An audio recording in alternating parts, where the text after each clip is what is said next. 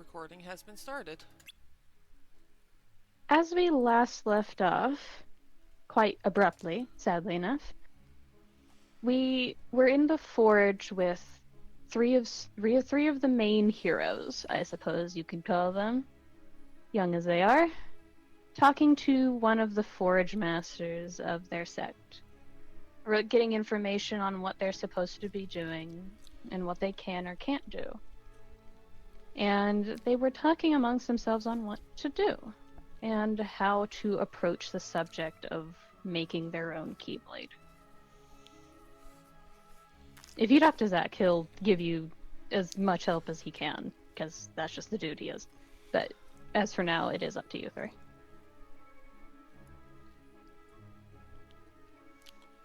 To make our own Keyblades? To talk about it. You Okay. wanted to roleplay? Well, yeah, that is true. Just... Do they even know what goes into making the Keyblade yet? Yes, you were told last session or the session prior that you needed 3 people. You needed the Keyblade wielder, a mage, and a technician. You also need the ingredients, some of which are optional. The only ones that aren't are the base and the main crystal you put into it. Anything else is objective. Okay, so that does include the spells that they would be able to infuse in it. Yes. Okay. I'll get into the actual mechanics of how you would make them when you start making them. For now, just discuss. Or ask questions. Tsubasa's just going to be just like, Aster, do you know what you're going to use for your Keyblade? Nope. You don't have a spell or anything? I've been trying to think of one, but none of them feel right. I mean, I was thinking about using Cure for the Keyblade, I mean. Who's looking at Zach? Aster. Sure. Yeah, I guess Arthur would as well. There's a brief expression that crosses his face. If you want to roll insight, you can. I believe Starting in off you, strong, Aster. Arthur. Yeah. Aster, you recognize this look rather well from when other people would try, and usually fail, to hide how they truly felt. It's not... I don't know how to put this. It's not negative, but it is concern. Just that kind of scrunch of the nose and not saying anything when Cure is mentioned in the form of a Keyblade.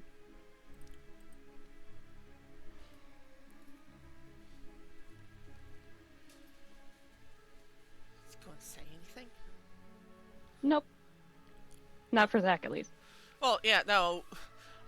You know what? Fuck it. I'll have Tsubasa roll insight too. Fucking okay. Tsubasa, Yeah. as you see the other two, not... they're not staring at Zach. They kind of glanced in his direction when, because you're talking about Keyblades around a forge smith. Naturally, when something you don't understand is mentioned, you look towards the person who does know. So when they glance to him and their own expressions get either confused or, yeah, that tracks from either one of them, you turn to face him just as he's trying and thus desperately failing to actually hide his... It's not concern. It's... The best way I can put it is it's the look that an older brother gives when their younger sibling says something dangerous but not out of left field for them. That does make Tsubasa pause for a moment and just... Is there something wrong with using Cure? No, I guess not, but you're not gonna like the outcome. Nobody ever does. What is the outcome? Well, what form are you making it take? I was thinking about using my elemental crystal. With a 30, you see that expression cross his face again. Just a flicker of, kind of reaction. Do we have to roll for that, or do we have to? The other two of you, yes. Okay. The 30 does not. Remember No, that? no, I don't. Probably. Aster, yes, you see that kind of reaction when element is mentioned. Can Aster kind of like go to give a look to Arthur and notice he's not getting it, and then just kind of like do his best to like lean over and explain it? Yeah, that's a character choice. You can do that. Yeah, Hey, no. oh, here you go, bud. It's a comfortable thing. He's not comfortable with it. It's one of those like touchy topics. But I feel like it's important in this situation. Tsubasa is going to look at those two for a second, then looking back at Zack is just like, what is the result of using elemental and cure? Well, I'll put it to you this way, a lot of people end up dying from it. In a matter-of-fact sense, it drains you of your own vitality to heal others. Which, if you've read the Magiforge thing, you know what I'm talking about. Yeah.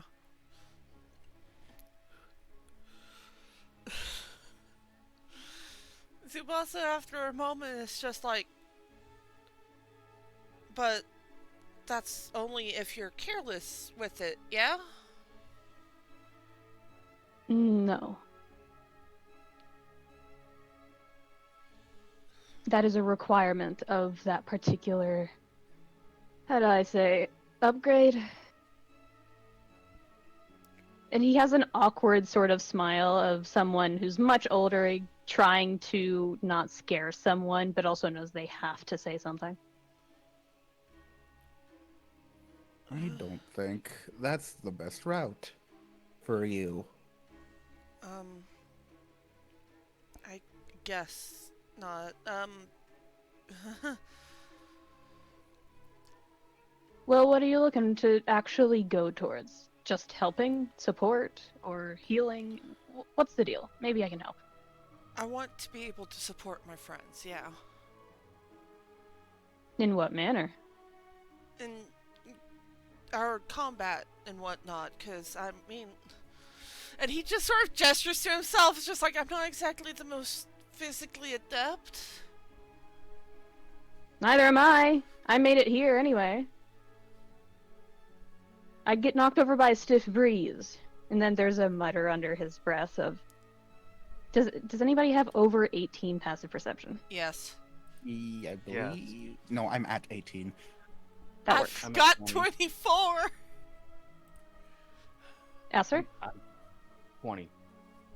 So all of you hear the, like, disjointed, like, discontent mumble of... Gray's already gotten on my ass about that already. That's just Is that your going to dad? get a look from Tsubasa, just like, Why'd you draw that conclusion? I don't know. It's kind of like how me and my dad act, so... I guess, but it's like, he was on my ass. Is he your dad?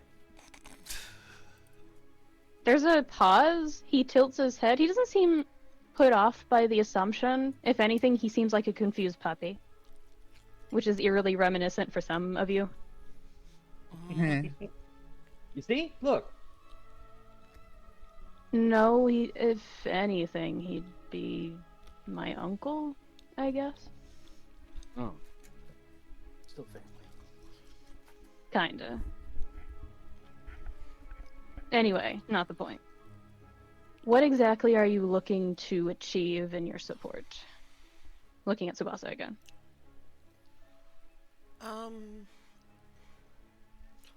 I mean, I do want to be able to heal my friends if something happens. Even better if I'd be able to heal all of them at once, I guess?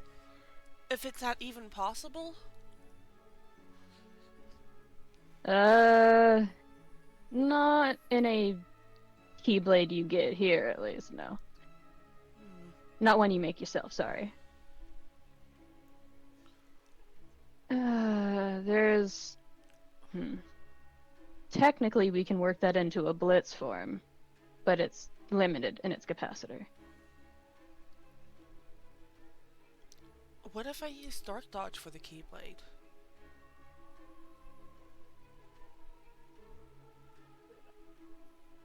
You could. Just very simply. You could. Tsubasa, visibly not satisfied with that. We've established how Zack acts around people, even in the original game. Yeah. He's not good with people.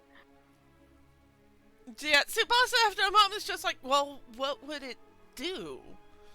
Do you know?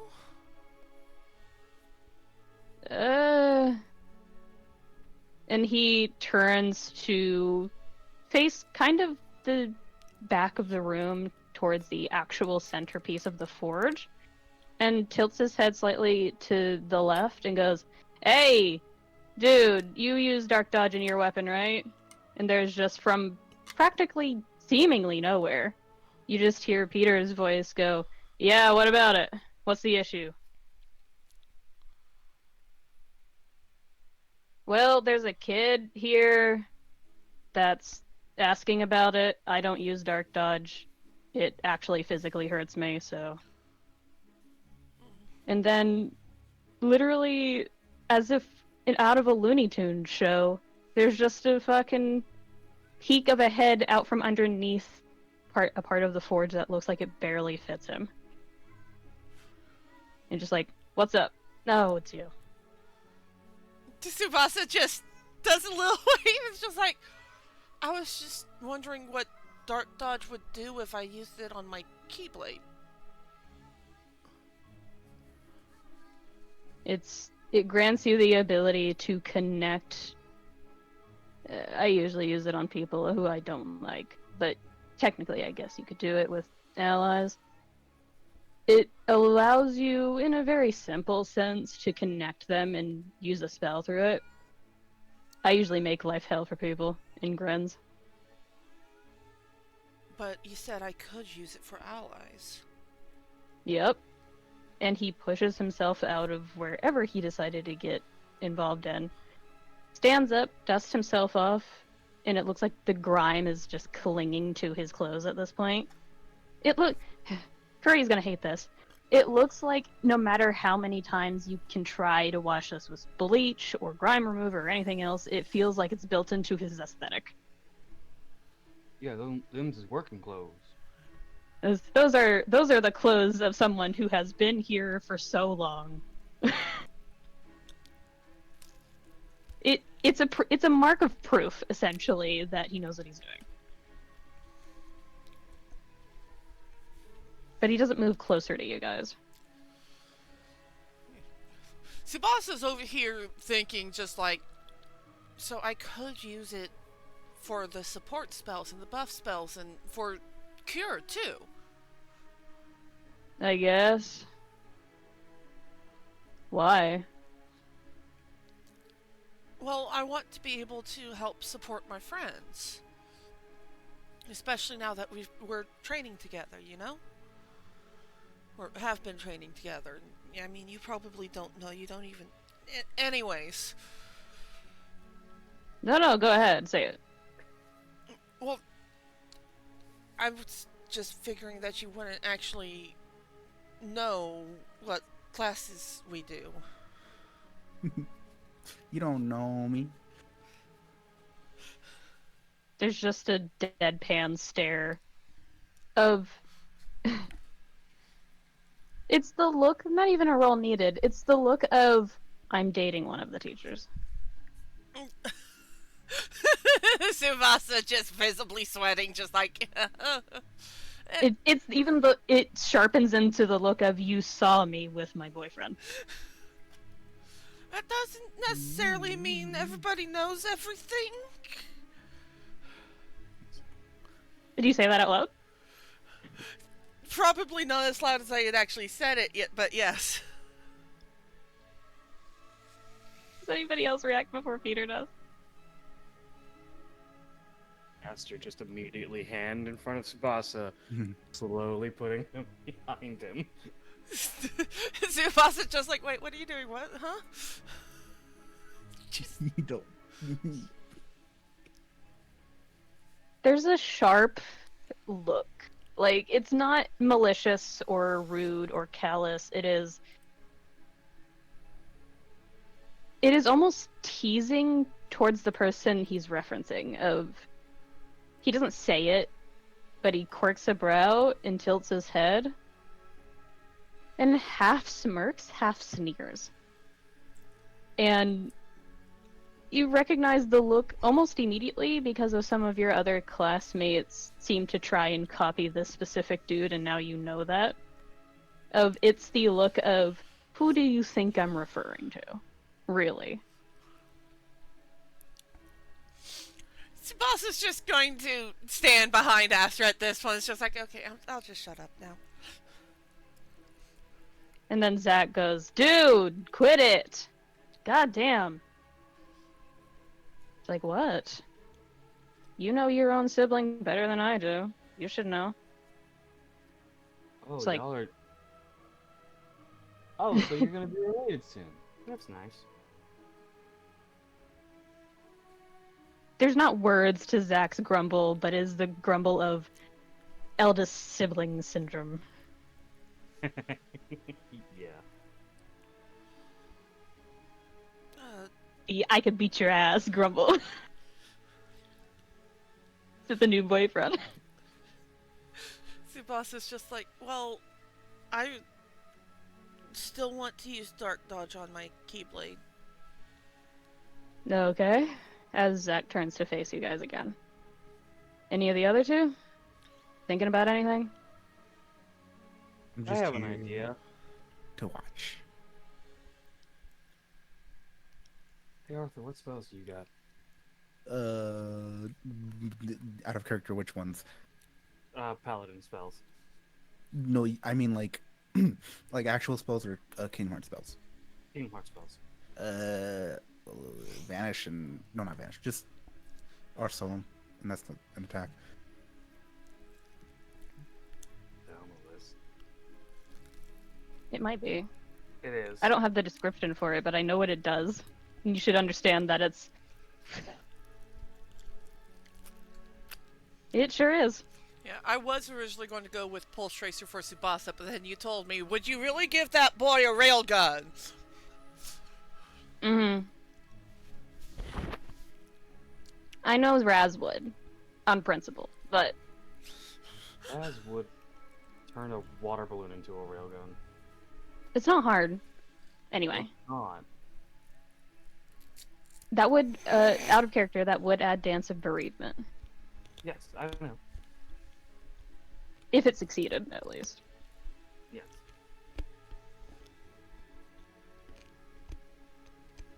I could do that.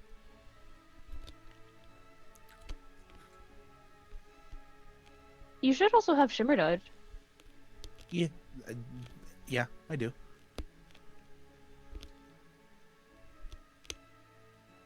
For some reason, my brain's telling me that you should have one other spell, but that's probably not true. Because of something we talked about. I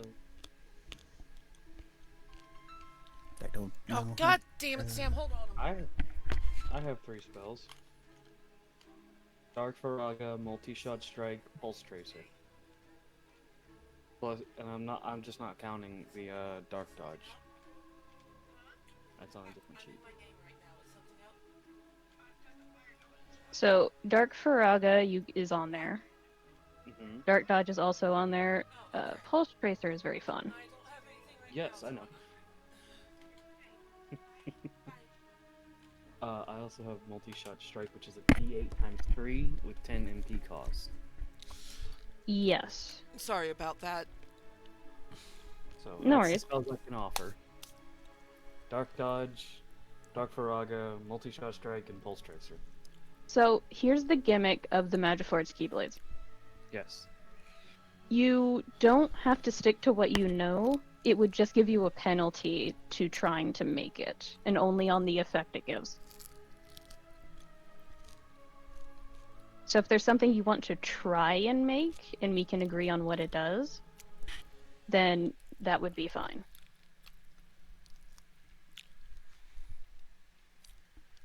Okay. Because you can also use, this is part of the gimmick for these, why it's going to be a little complicated at first.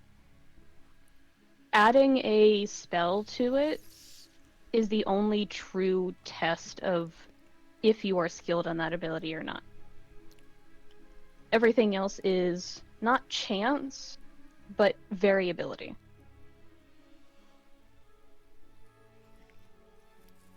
Because if you have all the people involved, in which case this right now you do, you are guaranteed to at least get a base form of a Keyblade. The rarity depends on how well you do. The bonus of your skill depends on how well you roll. The extra skill that you get with it, depending on the spell that you use, it depends entirely on what we agree you should roll, as well as the penalty in case you aren't able to use it. Okay. Yeah.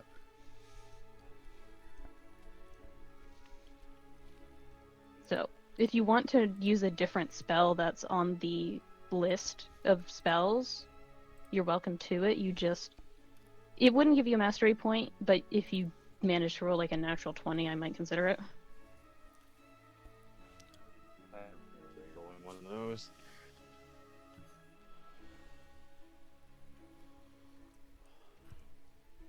So it's up to you. This isn't my gotcha system like with Tonberry in the original game. This is me saying, hey, go hog wild. Just remember, what you do, I can do. Yes. Patches, please.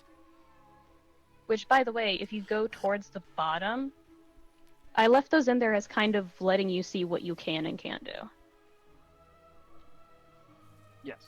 The list of individuals who are already have made them. Mm-hmm.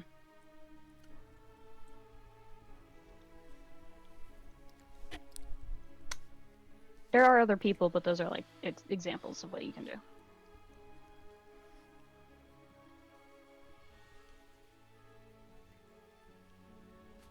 And how it's terrifying you can get them.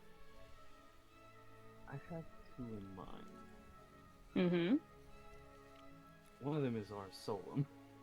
If you want, just ask. I'll give it to you. I'll go our Solum. Yeah, Okay. I feel like that's what is peaking the serotonin and vibes at the moment. It makes you happy. If I remember correctly, on our Solum, that's a pure physical attack, yeah. Yeah. At least Birth by Sleep. I've been playing Birth by Sleep a lot. So, yeah. Ours Arcanum is the blast, isn't it? Mm-hmm. I believe so, at least. Yeah, because ours Solum is physical. I've used them kind of interchangeably because you're not getting both of them in my story, so Fair and valid. as a god for fucking bid, I'll kill you guys. If we don't kill everything first. You can try. Anyway. Very silently, you haven't noticed that one of us has been min-maxing. Sure.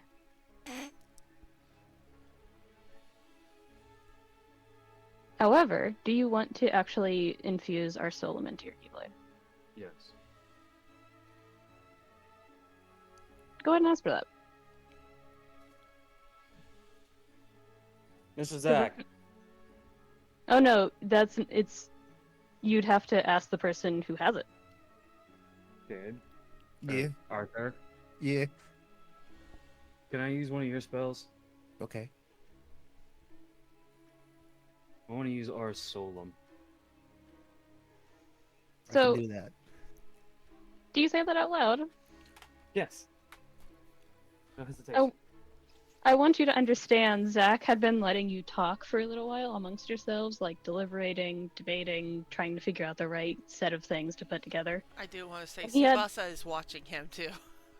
Yeah, Tsubasa, with your insane passive perception, even as he tries to, desperately hide it, he was taking a sip of water at the time, and he heard Artholum. And he turned his face away, but when someone it went down the wrong pipe.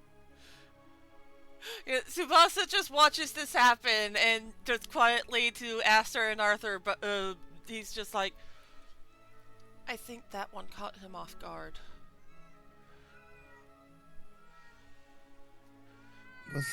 What's up with our Solum? It seems like a fun spell.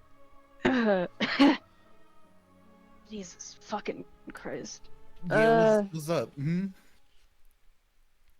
Don't hide shit No, from us, and we won't make the mistakes. I'm not hiding. I'm not. I can't physically do that. Not with Tsubasa watching him.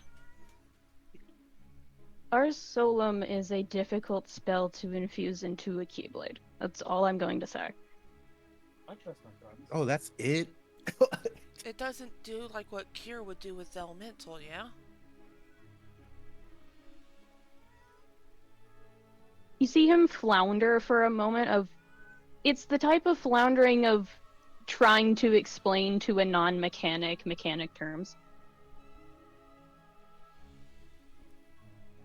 And then he just slumps his shoulders and goes, there's only one effect it has, regardless of Keyblade form. Oh, what's that? You see him visibly get nervous, seemingly recalling when it might have been used before. And then goes, That hit a memory. Staring into his soul now. Yeah, he's getting them big ol' eyes from Tsubasa. And then just approaching from afar, you just hear the encroaching laughter of, you're remembering when I decided to try and use our Solum, aren't you? So it's possible. Yeah. I got my ass handed to me. And he summons a brief black reddish fire around his hands. As you can tell, I'm no paladin. Aster does the same. Yes. Nice. Why I'm talking to my paladin friend, because I pay attention in class. Tsubasa. Tsubasa's over here just like, it won't hurt him, though, yeah? Just Her? No, not right off the bat. There's an overuse thing that happens with our Solum. Aster is now fucking... Tsubasa looks at Aster just like, you'd be responsible with it, yeah? No bullshit? No bullshit, please.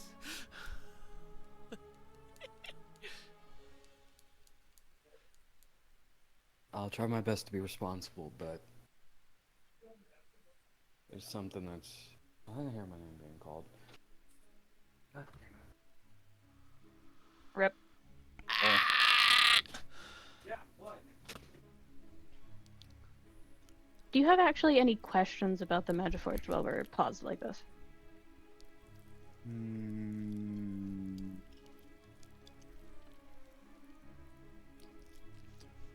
Nothing that I can think of right now.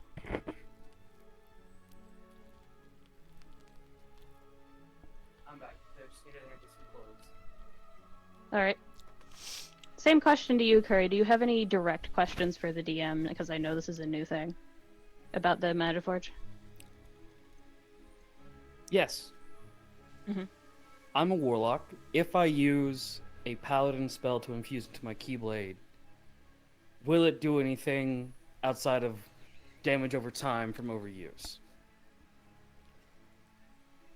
It's a good question.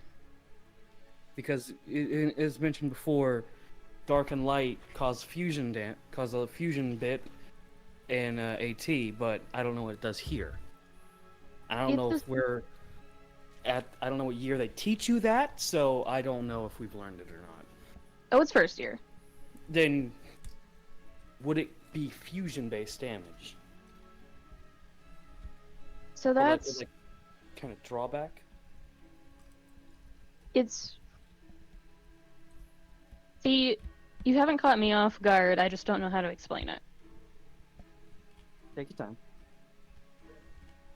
So, a normal light and dark spell meeting on the battlefield causes fusion or sometimes fission damage,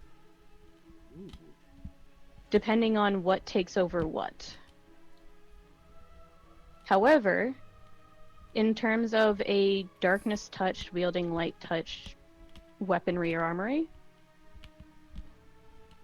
it's similar to how in some games it tells you that you should cover your bases even if the bases don't look great. Like, it's Fashion Souls versus I'm going to beat the shit out of the Elden Ring last boss. Like, it won't look great and most people will worry, but yeah, you sure will. Like, it's not bad. The only thing that will eventually end up backfiring on you is the damage over time. And it's a long time. It'd have to be repeated uses of the ability. Yes. So, It's either repeated uses or repeated uses over an extended period of time. Eventually it will backfire. okay. Because you are a darkness touch.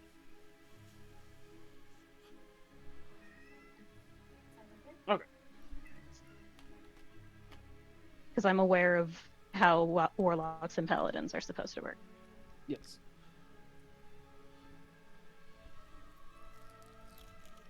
Well, what if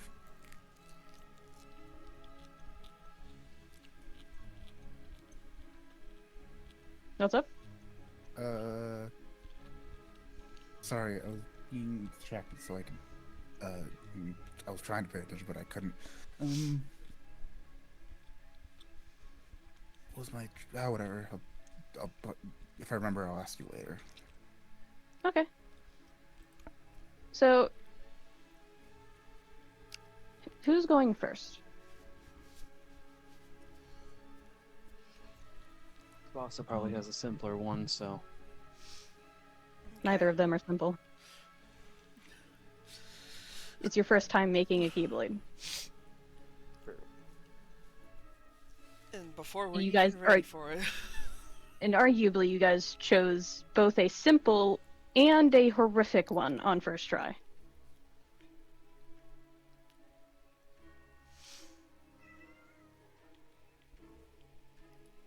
So, it's up to you guys, because this is now going to settle into rolls.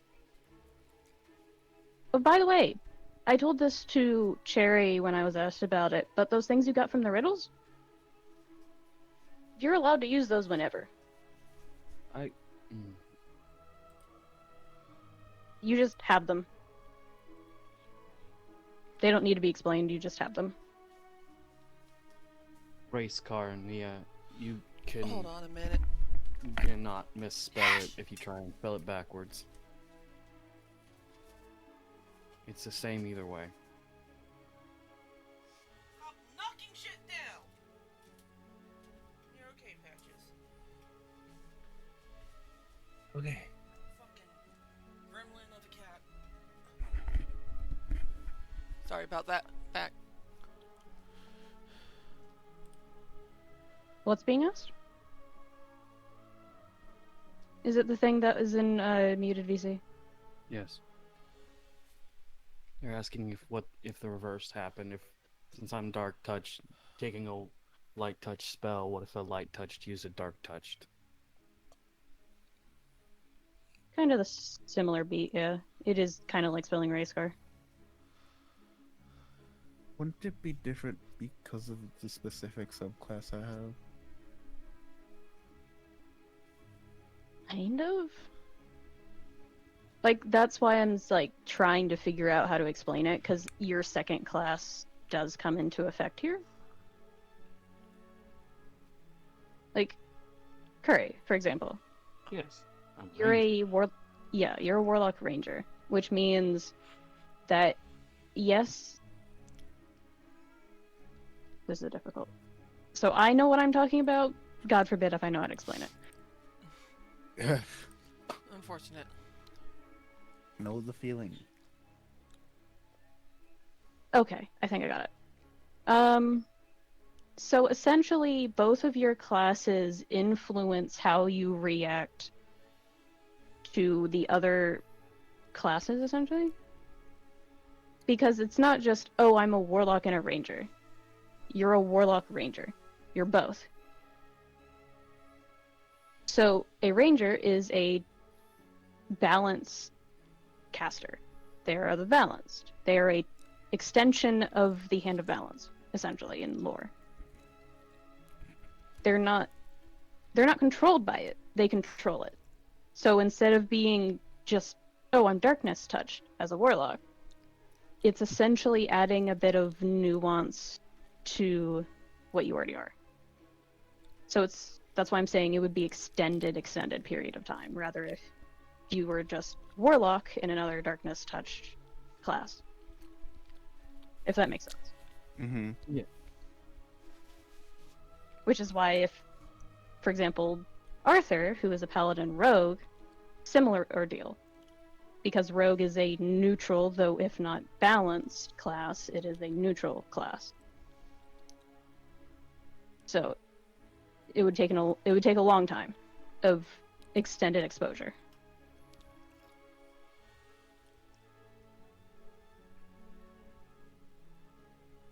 But yeah, pretty much it.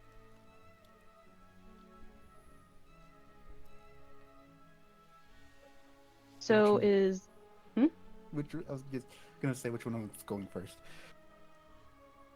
yeah.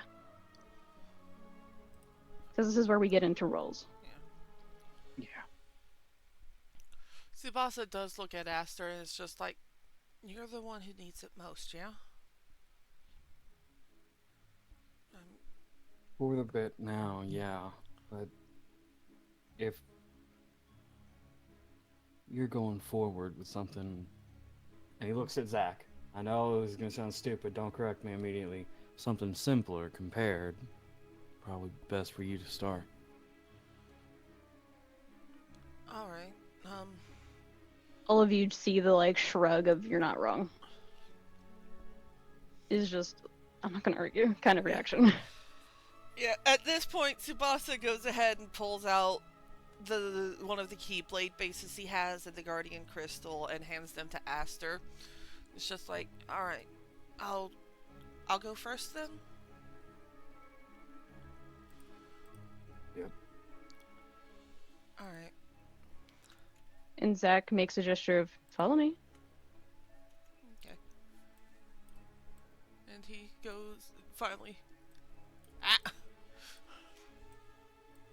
And he stops you when you're like at that point and goes, "Okay, so Wait, which point? yeah, basically right next to you." Okay. And goes, "Okay, so you're going to stand right here.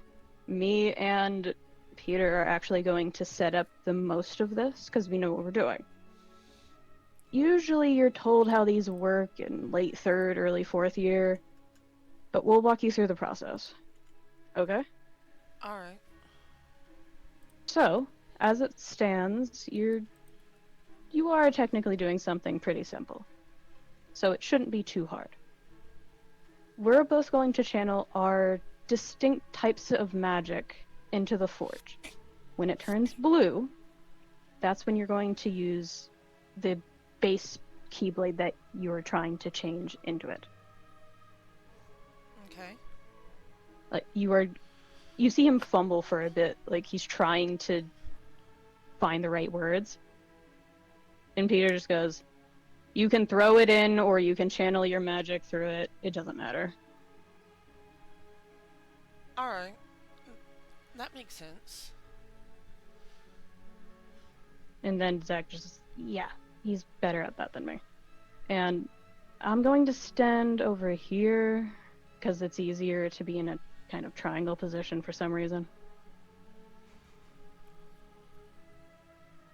And you see them start to cast a couple of spells. I'm actually going to look this up proper so I don't fuck up my own written lore.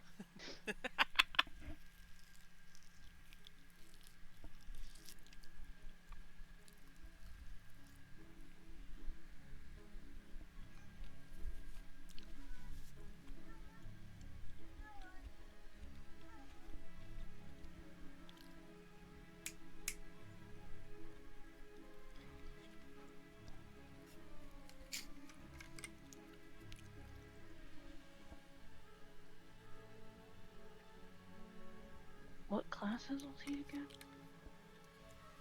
Shit. Oh, whatever. Doesn't matter.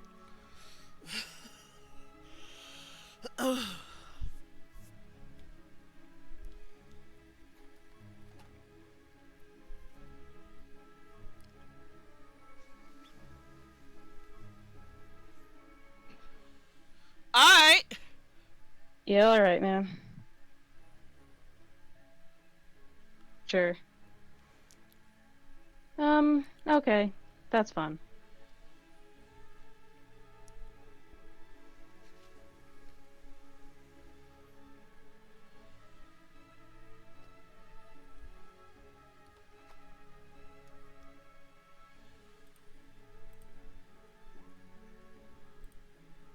What does Tsubasa do as he watches both of them? It's not like casting a spell, though I did describe it as them starting to cast a spell. It's more like they hold their hands over an open flame and it doesn't burn them. All it does is seem to sap what they're giving. And after about 5 minutes, the orangish red hues, almost like a molten yellow, turn a bright blue. Tsubasa is going to... He's going to hold out the Keyblade base, but he's going to choose to channel his magic through it. Okay. So, I need you to roll a Constitution saving throw plus the skill you're adding to it. So, what skill are you using? Not ability, but skill. What skill can I use? Any of the strength, dex, like any of the ones on that you get proficiency in to like double. Any of those. Or Constitution, because there's no Constitution-based skills.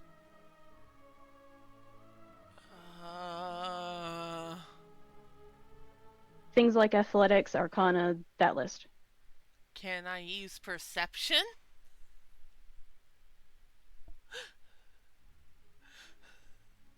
Sure. Because that's my highest one. It doesn't have to be highest. Like I said, this is... I'll tell it to you straight. The people helping you basically rolled high enough for this to be an autocomplete no matter what you do. Okay. It's just you actually have a chance not to get the skill that you want. Because that's the only risk here. So whatever you use for the skill, as in Arcana, anything like that, just determines the bonus that you get. Actually, It's at the top, yeah. And it has to be one that I have proficiency in? No. No. Okay. But I can choose proficiency. One with proficiency to make my chances better. Mm-hmm. So, yeah, I'll stick with wisdom. So, a constitution save and a wisdom save, and the perception throw? Sure. Because you said I needed to roll constitution, too.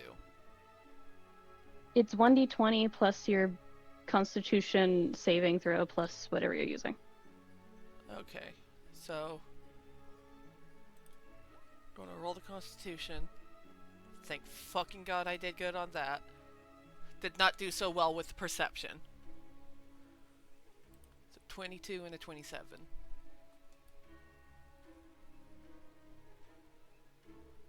I mean, it's an autocomplete, so... However, to roll for your... You're doing Dark Dodge, yeah? Yeah. Okay. So, I need you to roll 1d20 plus your Arcana, plus Proficiency. Okay, and... Alright, so 1d20 plus my Arcana plus Proficiency. What is the Proficiency at this point? 3. Okay, so 6.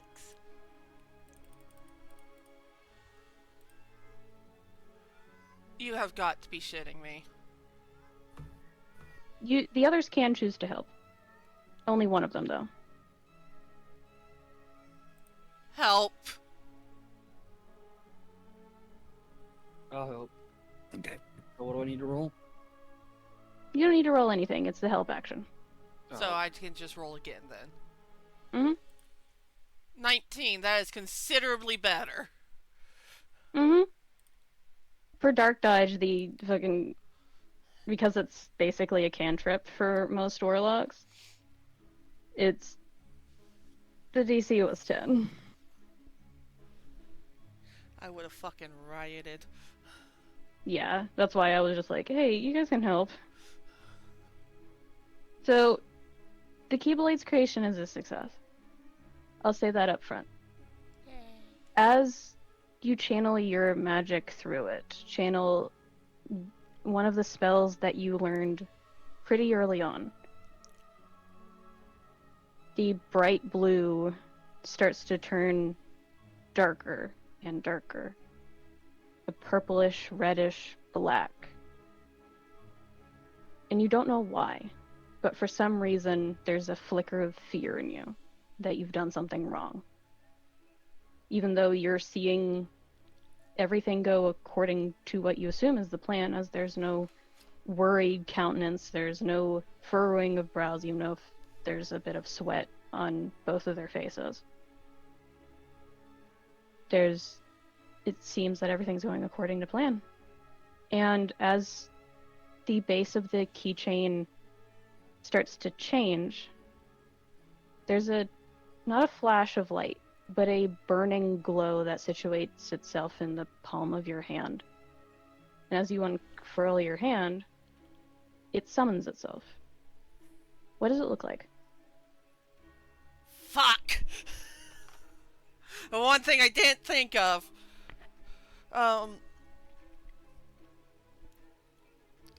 The Keyblade itself,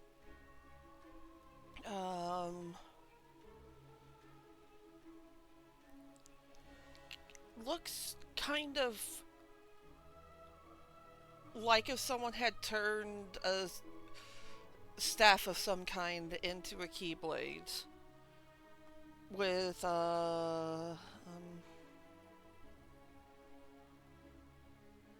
I would accept help in this situation, by the way, just so you know.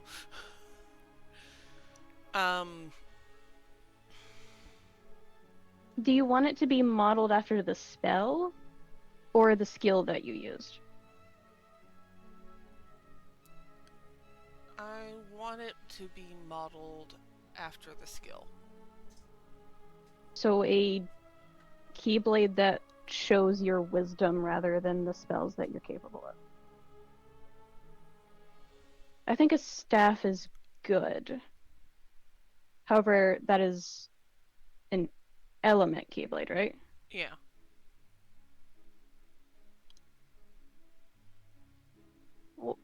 What if it was modeled after a shepherd's crook staff? Oh. Yes. That should give you a little bit of a base. All you would need is colors or some decoration, but I don't know if you need that right now. Yeah. if you don't want to. It's a keyblade shaped like a shepherd's crook staff, and it actually would have, like, there would be a sort of slight fire motif to the decorations of the keyblade, but in blue, similar to like what the flame had been before he had started channeling his magic. Blues, probably some silvers as well. I just had the most hilarious thought. Oh. The way you're describing it is making it sound like Tsubasa accidentally is showing allegiance to the Crown family. Fuck! I forgot that! No, it's fine. If you want to do that, that's fine, because that's a common color scheme. It's also just very funny to me. Well, I was also going to add in some fucking greens in there, so... That would separate it, yeah, but I just love the fact that for a moment they're just like, oh, yeah, you're friends with Arthur, I get that. Yeah, no, the greens are more of like a contrasting highlight to everything, but it is blues, silvers, and greens. Okay. So as it summons to your hand, it's a perfect fit. It is made tailored to you. It feels almost echo to whoever that is. There he goes. But it fits similar to the way when you weren't thinking about it that your Keyblade of your heart did. Not quite, but almost. It feels natural. It's like putting on an outfit that fits, but still has that brand new feeling to it, yeah? Yes. That's closer to what I mean, yeah. Okay. And yet he takes a moment to look the Keyblade over before he honestly does look back at Aster and Arthur with just the biggest grin, because he did it. Look, he actually managed to do it. Thumbs up. I'm gonna make a joke real quick. Okay. It's fucking hot. It is hot Oh. in here. It's caliente? It is too hot! Yeah. I want you to understand, because there is a storm brewing outside, and probably because of the fact that in this particular area of the sect, it's starting to slightly rain. So it's a little huge. foggy towards the doors. Ooh, That's how spooky. hot it is. Yeah, no, he's just like, yay, I did it! And then just sort of wilts because, oh wow, it is really hot. It is hot with a capital H. But after a moment, he does look back at Zach and Peter, and it's just like, ta-da? Peter, without missing a beat, who looks only as if he broke a sweat during the whole arrangement rather than the heat that he's standing directly next to. Good job. Does it feel right? It does, yeah. It almost feels like my actual Keyblade of Heart. That means we did it right. Fuck yeah, dude. You didn't fuck it up this time, Zach. Oh, fuck you. Just the immediate fuck off. As they start just bickering at each other, Tsubasa is going to slip over here. It's just like, Aster, are you ready?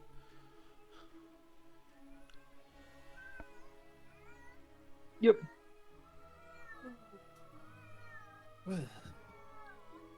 Ready, Arthur?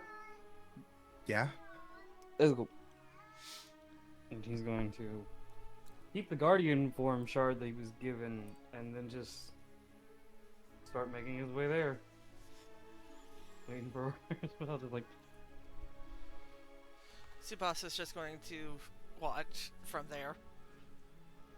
Okay, so I gotta do this again. Delightful.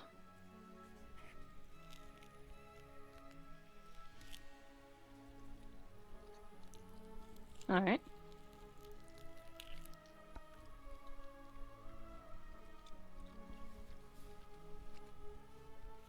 Still pretty good. Mm-hmm.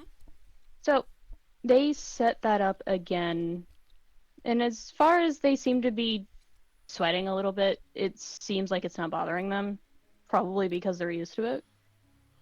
However, you're standing a little closer to the heat than Tsubasa was. So you get to watch as those stoked blue flames, which are now blue again, not the deep reddish purple blacks of what was used. It burns almost neon blue, electric blue, where before it was kind of an ocean, deep ocean blue. What do you do? Okay, so he pulls out the pieces that he was given. Mm-hmm. He's gonna kind of look over at Arthur. How do you infuse the magic into this one again? I got zoned out by all the pretty colors. Does Arthur know? I don't think he does. Do we just like try and infuse it at the same time? I'm not sure how this procedure goes. Let's just try it at the same time. And he holds his hand Is out that- like Ooh, we're just gonna go into this. It just would be holding not both ask. items in one of his hands. Just like you could. We'll send it via magic. Does Tsubasa interrupt and explain how the process works? Yeah, Tsubasa is going to interrupt and explain how the process works. Tsubasa's just going to be just like, you guys can just channel the magic without...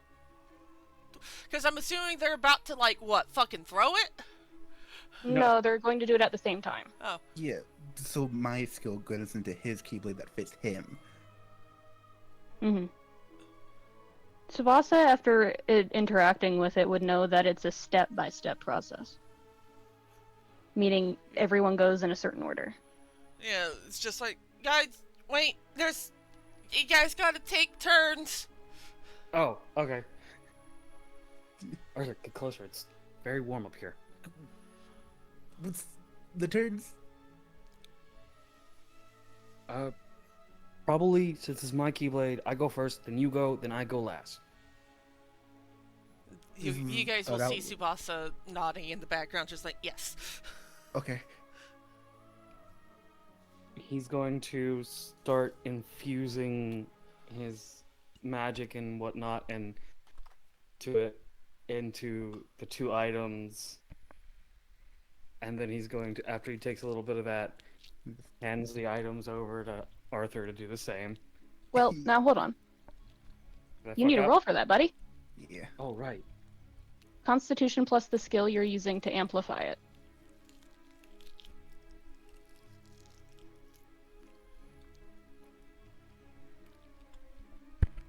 Which, by the way, Tsubasa, while this is fucking happening, I get to re-describe a different thing. You can send me what you want it to, like, be named and stuff like that, and I'll add it to my notes. Con save or Okay. check? Con save.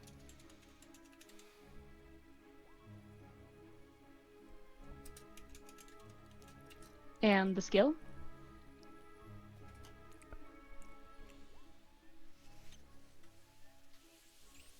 Interesting, but okay. That's a wisdom-based skill, right? Yes. Okay. You guys are really doubling down on that one, huh? Well, I just thought because Rangers is main, animal handling would be the best, since it's one of the highest ones.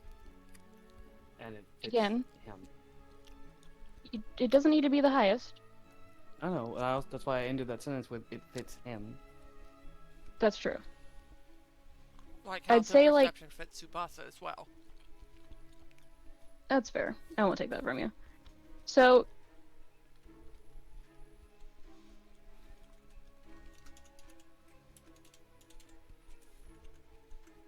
yeah. I'm keeping track of this. What does Arthur need to roll now? Arthur, as someone who is aiding in it and not participating in it, gets to roll Arcana with proficiency. Okay.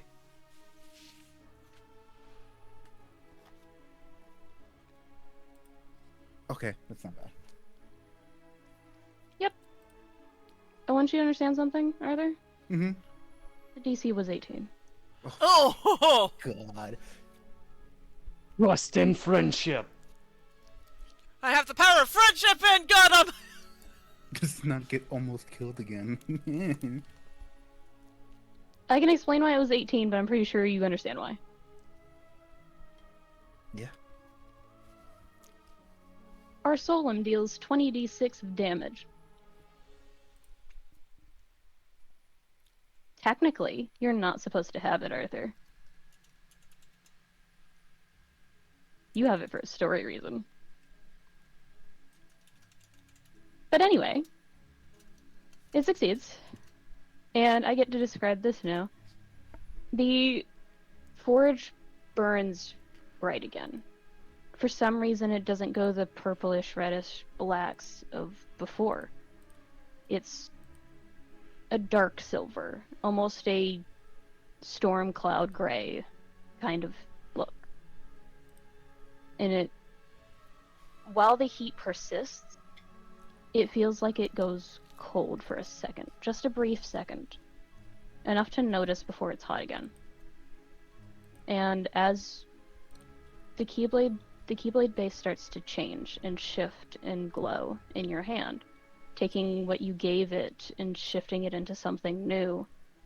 As it summons itself to your hand, what does it look like? So, just the keychain, yeah? No. Or the whole thing? Oh, the whole keyblade? Mhm. For the guard, it is a very flowery type design, but with the aspect of its center being almost like a circular warm hole with kind of what's that one color? It's like a dark red, magenta, that kind of color. The one that doesn't exist according to Lovecraft? Yeah. Fair enough. My God, Yeah, fucking the one color that Lovecraft. doesn't exist to Lovecraft, as it leads up to a collection of gold, silver, and violet stars for the teeth.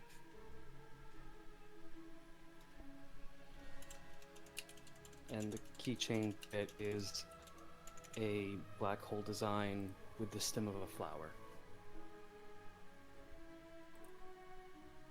Okay. And for the record, you used a guardian crystal? Yes. Because he wants to protect his friends. Well, the choice of the form is on you. Are you talking about the actual guardian crystal that you used to upgrade?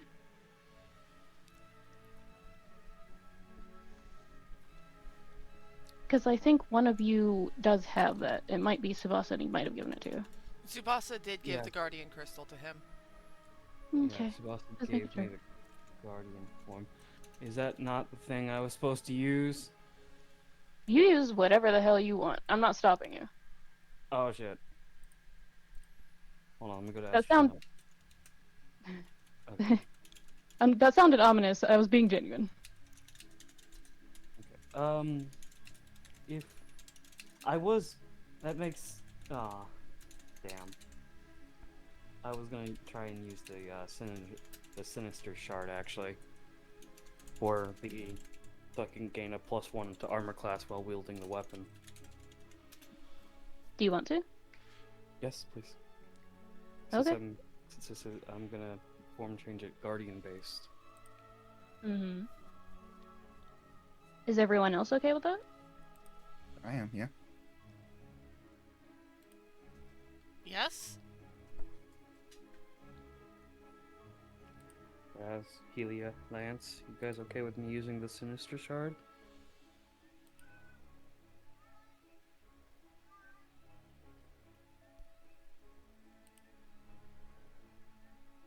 Razz is good I'm with getting it. I'm getting everyone's opinion on it because that's one of your loot drops from the riddle. Yeah. Yeah, that's why I was very hesitant on it.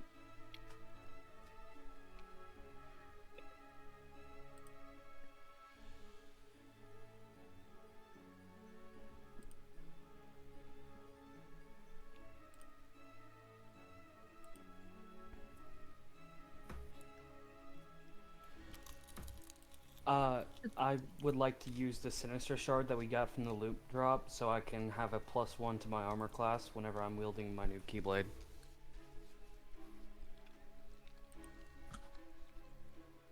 And the Sinister Shard is one of the loot drops that we had gotten. Yeah. If it's used as a consumable, it increases AC for 3 turns, but if it's used as a Keyblade thing... It's in loot drops. All of your things that you get are in loot drops. It's from the riddle, Tala. All of the riddles that we had done. Should probably stop saying real names.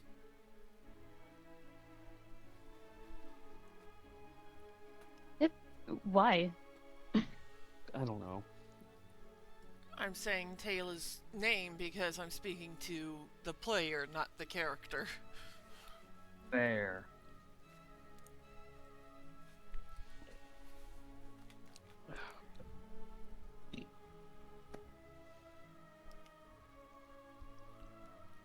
Yes.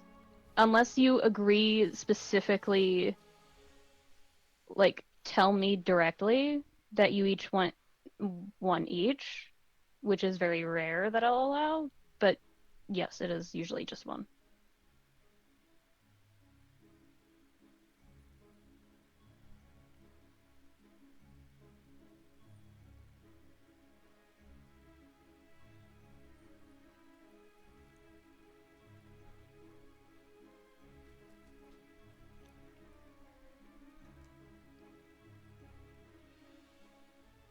Well,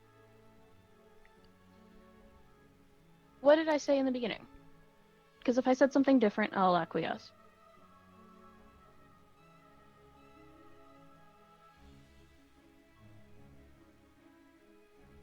You know me.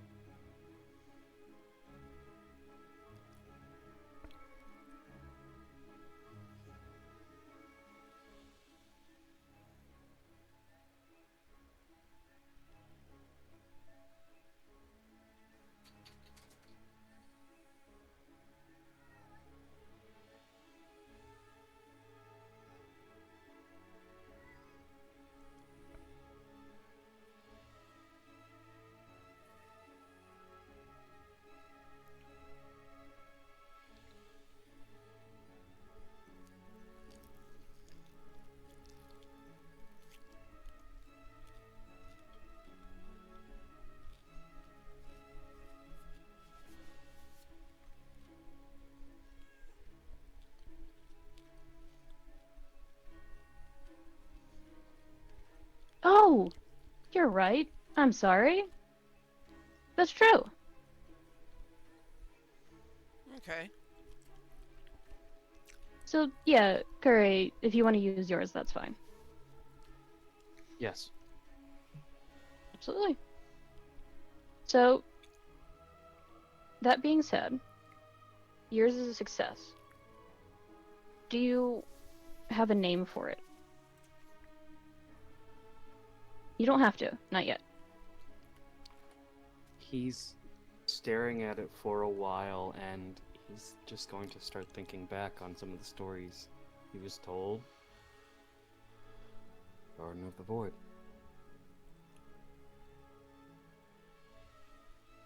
I'll put that down in our notes. And slowly, the heat begins to die down. The wisps of cold and chill from the outside sheets of rain that are starting to fall. It grants some reprieve. Being so far in, it doesn't help much, but it grants some relief from the heat. And it goes back to that cool orangish yellow. Cool comparatively, at least. So being a skill that required a lot of energy and I got big number, how much did that actually affect me? Yeah, a good question for Tsubasa too. So, you did use the mana.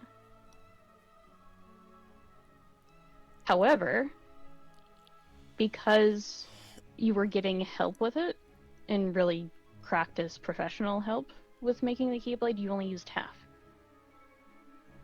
It's still draining, but you only used half. Right. Good workout. Yeah. So the same as for Tsubasa with the Dark Dodge then? Yes. You still use mana. Okay. You know what this means, guys? You both now have an item that has my energy in it. Friendship. Woo! Tsubasa just doing the smallest little like fist pump of woo. Both of Aster's hands with his new Keyblade in the air. As you guys are talking, you just hear the most dramatic collapse onto the ground of that he's not actually hurt or exhausted, it's just kind of feeling. Mm. Meanwhile, Peter looks unfazed. You good? Yep.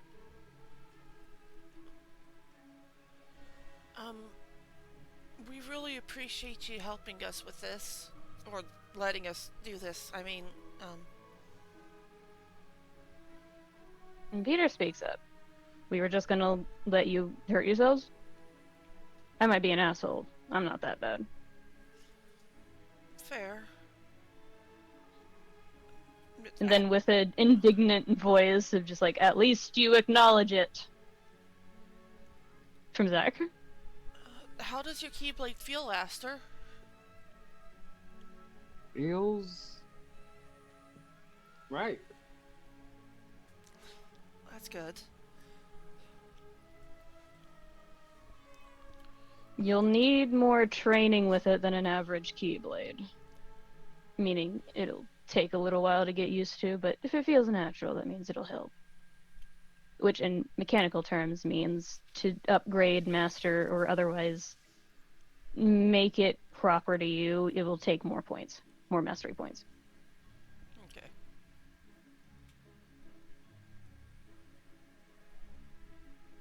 I'll give you those mechanics either after session or when I have a moment when you guys are role-playing. Alright. But for now, you guys are good. You have one dramatic collapsed artificer on the ground and a completely content and in his element warlock. Aster's going to try and pick the man up. Like, he's going to desummon his Keyblade, put the keychain around his wrist, just to make sure it's safely there, and then try to pick this man up.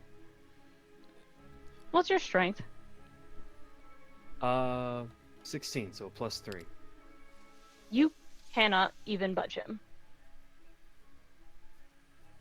Someone grab his legs. Why are we picking him up? Putting him somewhere so he can lay down. Oh, leave him alone. This is the first time he's actually willingly sat down to rest since he got knocked out by his mom. Why did he get knocked out by his mom?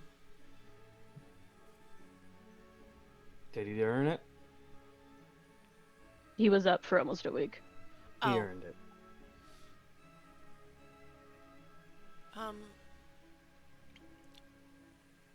I guess we probably should head back to the dorms before the storm gets worse.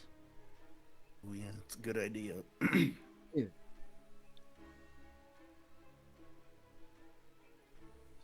Did you guys leave? Yes. Yeah. Tsubasa. Not immediately, but he will, like, kind of stick around just until the others get at least closer to the door, because he's going to get closer to the pot and kind of look at it. Hmm? He's just going to look into the forge. Motherfucker, that's hot. What are you looking for?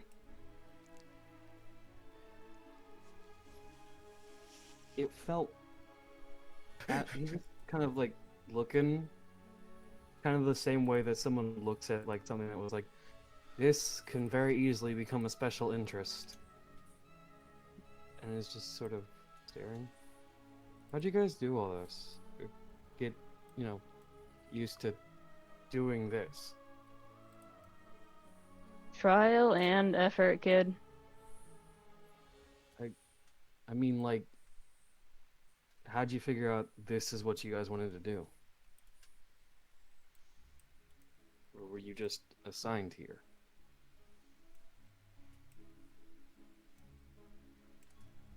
Zach starts to explain with something that sounds very clearly sentimental, but gets interrupted by Peter going, a little bit of column A, a little bit of column B.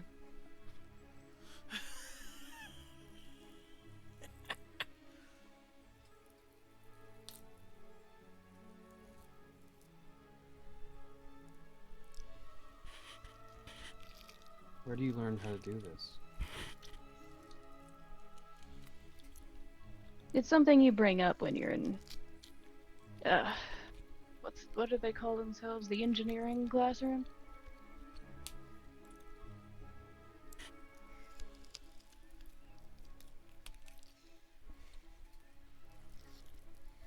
That'd be the artificers.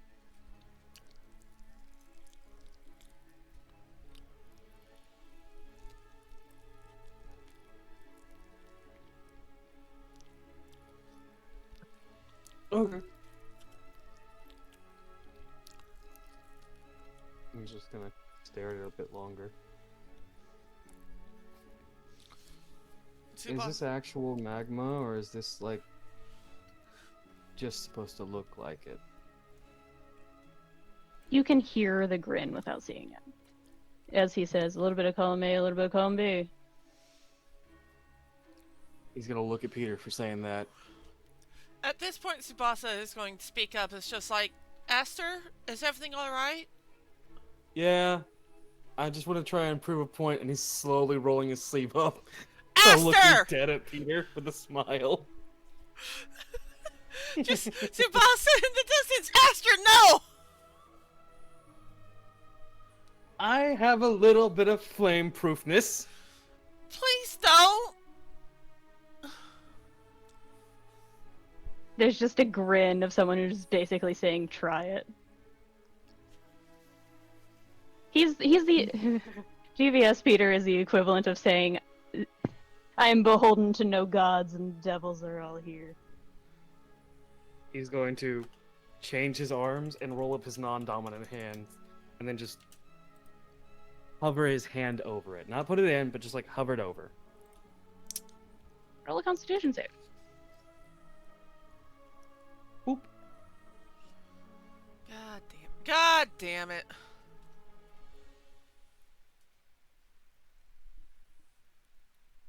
You take 7 points of fire damage. Hold on. What was it? No, don't face palm just yet. I'm face I'm palming. trying to find it. We're all face palming. Except maybe Razz and Lance, but they're also chaotic as hell. There was something about the race I picked.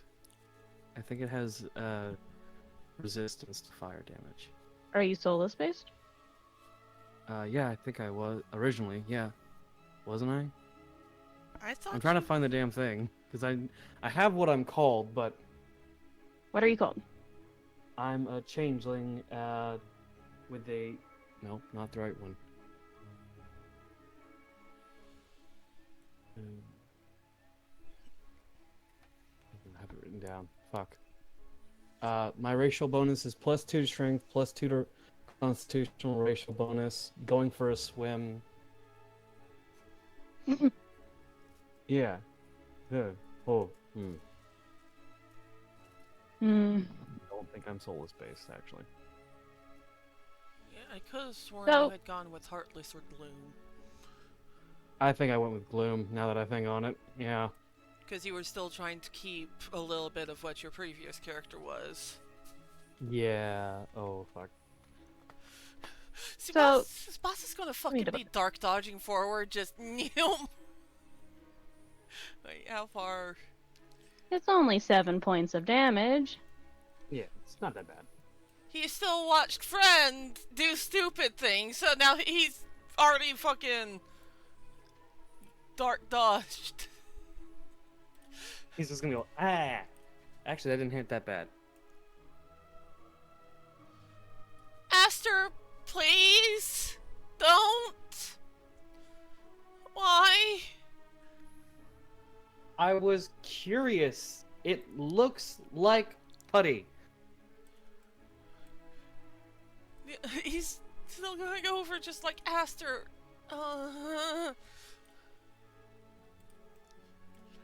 Tsubasa is checking on Aster's hand that he held over the fucking fire. I'm fine. He still shouldn't have done that. I can't stay holed up in a cage forever. I just gotta, test the ends. Does that make sense? Probably not. Could you at least test them without possibly setting yourself on fire?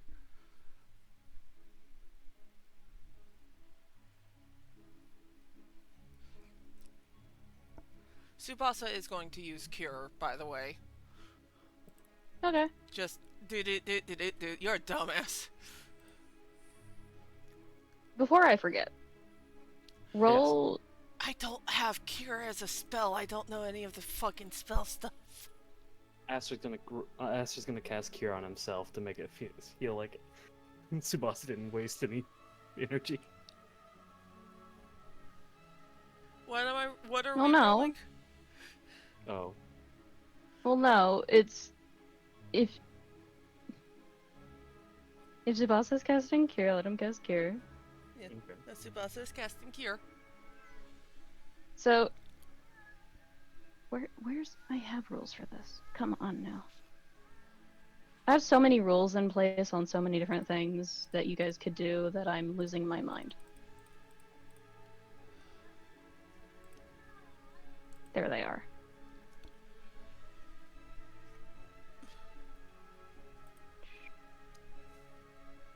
Okay. So I need you to roll for both of the spells.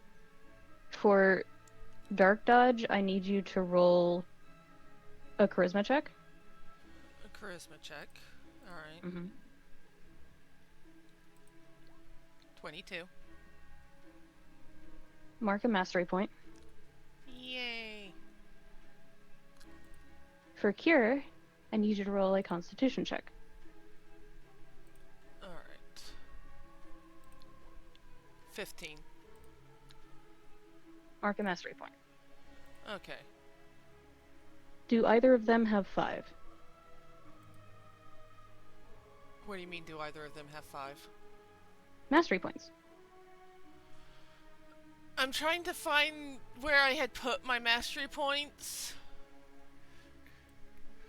Give me I a have minute. them. I can send them to you. Okay, please.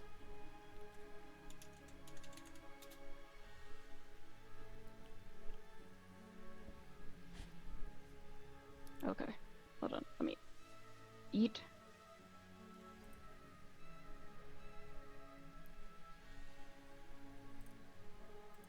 Thank you. No, I put Dark Dodge at 10. That's unfortunate. Why would you do that to me? So I now have. No, that's the default for everyone. Yeah. Why did you do this? So this is 2 in addition to what I just got, or the 2 includes what I just got? 2 includes what you just got. Okay. Alright then. And I also need to knock off 2 mana points. Wait, no. Mm-hmm. If it's your first of the day, not counting what you just did, then it's free. So the Dark Dodge infusion does not count? Mm-mm. Okay. Alright. I'm good then.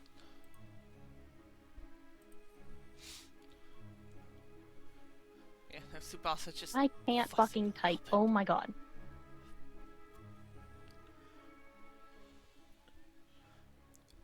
How much does cure normally heal, though? I have to fix it. percentile.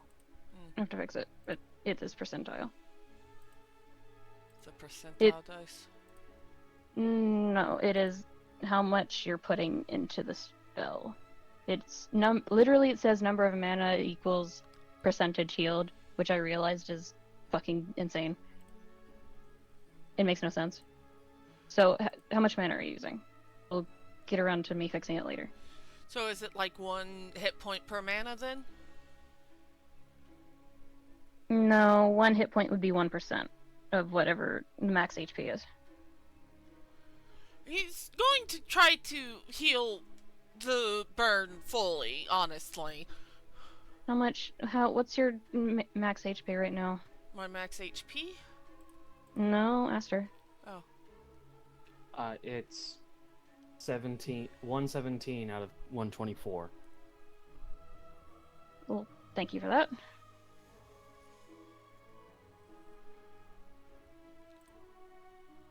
I have not so subtly been trying to build a range tank. That would be almost 6%, so it'd be 6 mana. To heal it fully.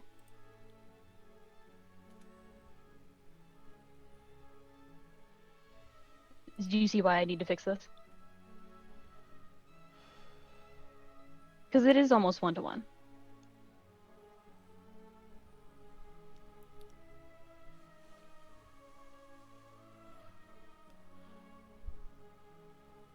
Regardless.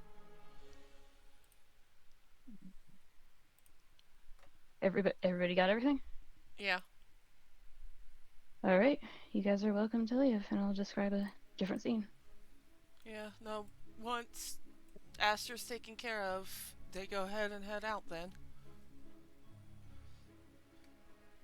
Just loop. You need to come back here. This is fun. Please, They are fun people. please don't try to stick your hand in the lava again. I don't want to lie to you, so I'm not going to reply. Aster!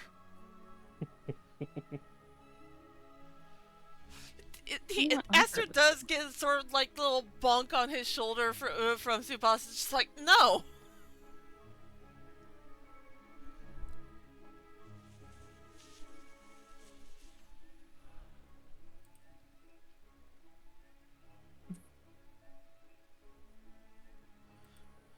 I knew that would get Cayde.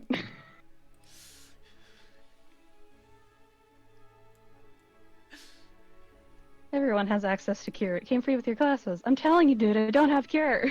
You have cure. I have the oldest class around. I don't get cure. Yeah, But yeah, that's some people, actually. it is time for these 3 fucking crazy kids to get back to the dorm. Mm-hmm. So, Probably running. Razz. Anyways.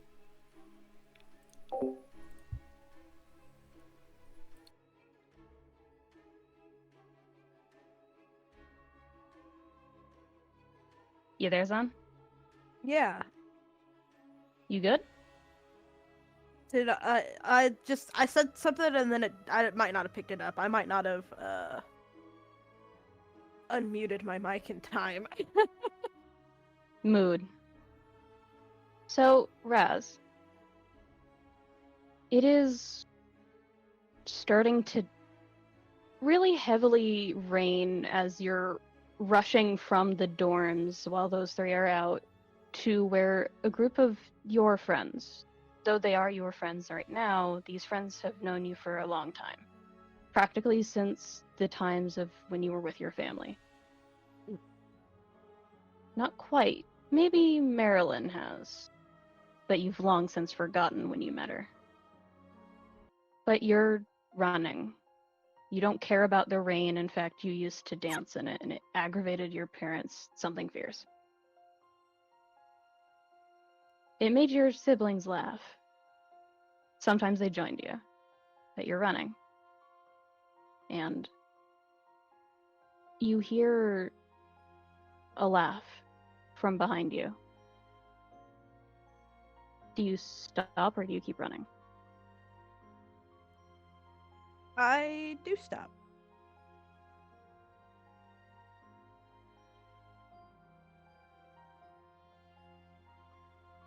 You stop as you're running from street to street. Whether it's a skid to a halt or a jogging pace to walking to not moving. You hear that laugh and it's familiar, almost. A distant echo, almost, of familiarity.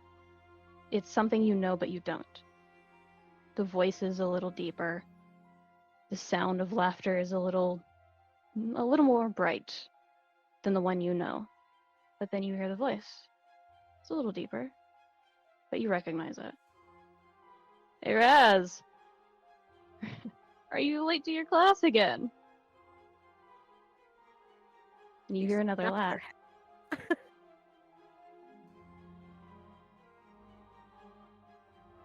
This is where I'm going to ask you, are you going to turn or are you going to keep listening?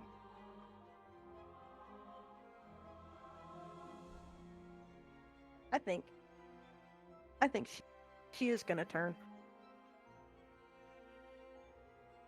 Between the seconds that you recognize that familiarity to turning around, there's a couple more words spoken, as if answering some unspoken voice. Oh yeah? Is that what you're saying now? That you're preoccupied? Come on. We all know that you're just dolling up for the inevitable. And you turn around and there's no one there.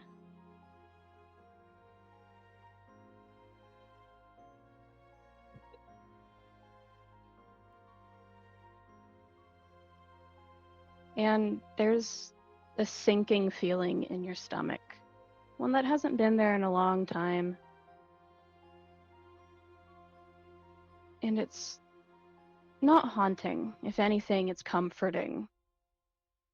Because while no one's behind you and you look around for a bit, insistent to see someone, no one's there. But you knew someone maybe was before. Or maybe there wasn't. Regardless, you know for a fact that that voice was Lex's. It had to have been. He's the only one who would crack such a joke with you. But he was more carefree than normal. Like he no longer cared what people thought. And it's the only thing that gets you questioning if that was actually him.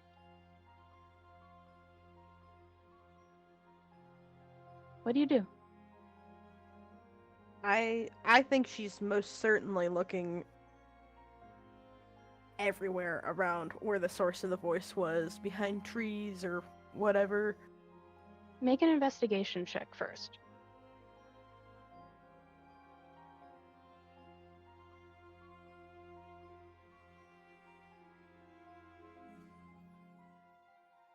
You heard it kind of, because you were going towards this direction.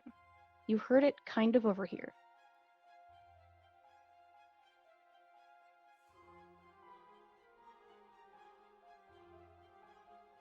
It was a little ways away, but in that sense of, you know, not too far to not be heard in an empty street.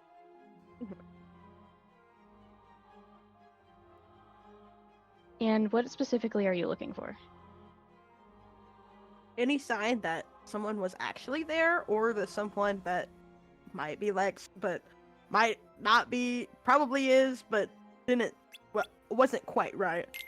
That Lex ain't right.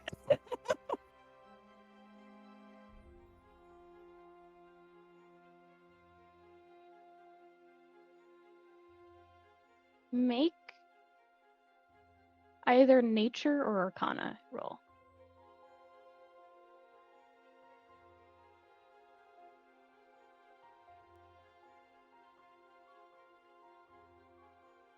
As you're looking around, searching either for an answer or a definitive lack thereof, you realize that whatever you heard wasn't natural. You know a lot of unnatural things of being the type of druid that you are. But this was wrong. Definitively wrong. It was Lex, but it wasn't. It was his voice, but it wasn't. It was his happiness, but it wasn't. Do you do anything else? I think Razz will take out her phone In the middle of the rain? in the middle. Well, she's gonna go under the tree. I think. How many phones has she broken doing this? Oh my god, so many. She she doesn't think about the longevity of her phones.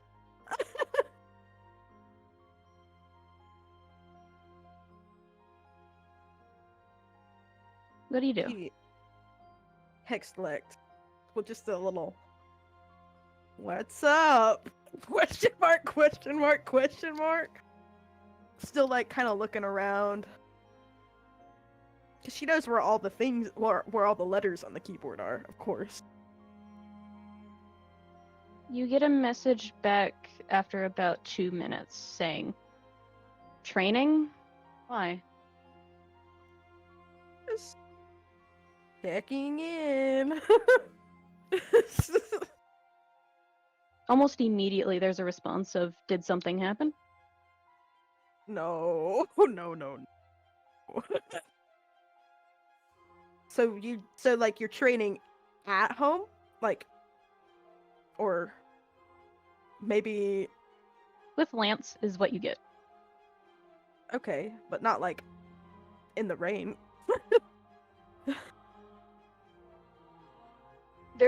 You can almost feel the trying to register what you just said pause from the other side of the phone.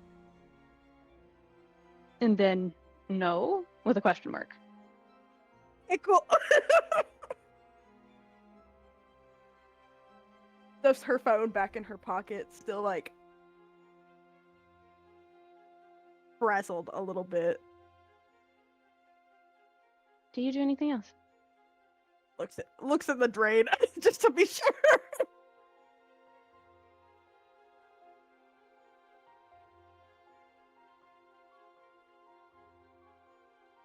What's your passive perception? My passive.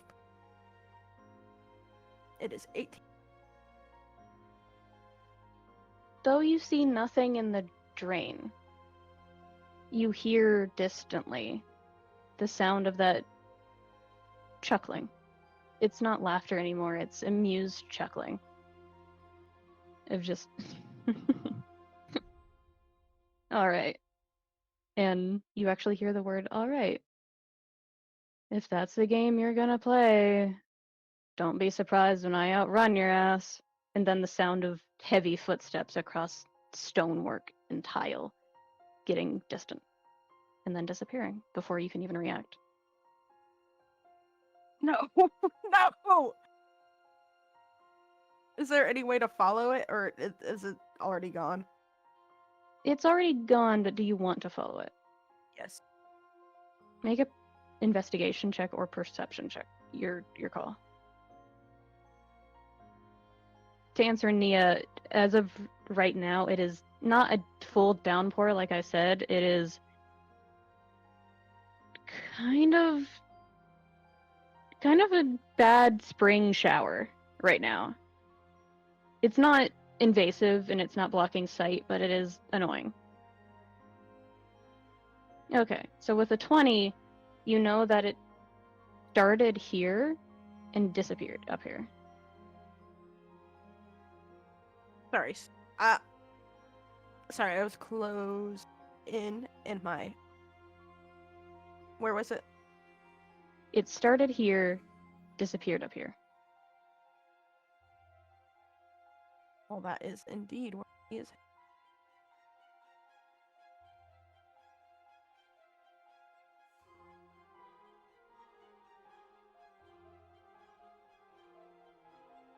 Make an Arcana check as you're trying to figure out the source.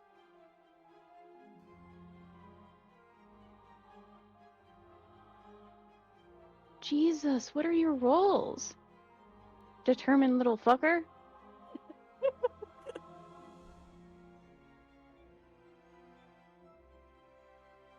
So, as you're chasing this, can you even call it a phantom?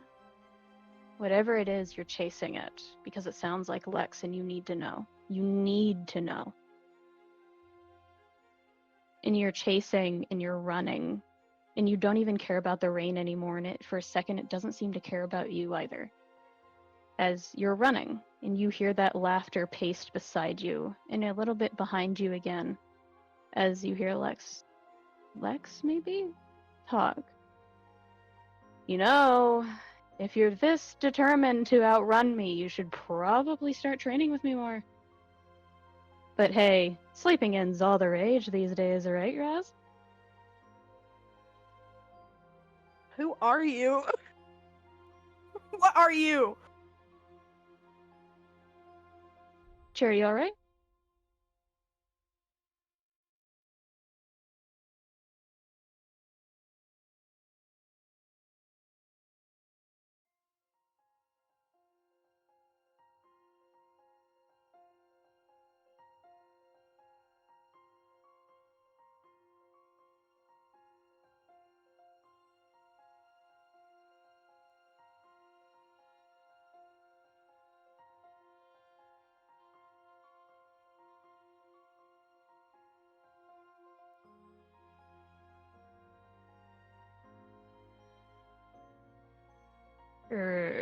Okay.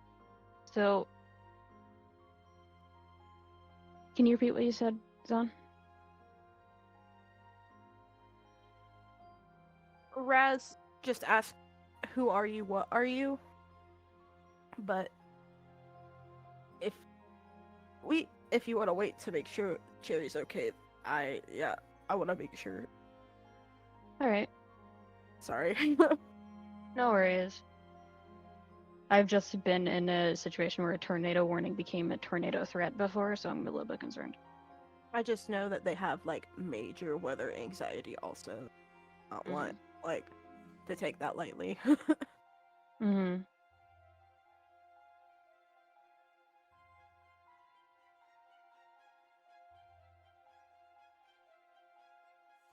Sorry.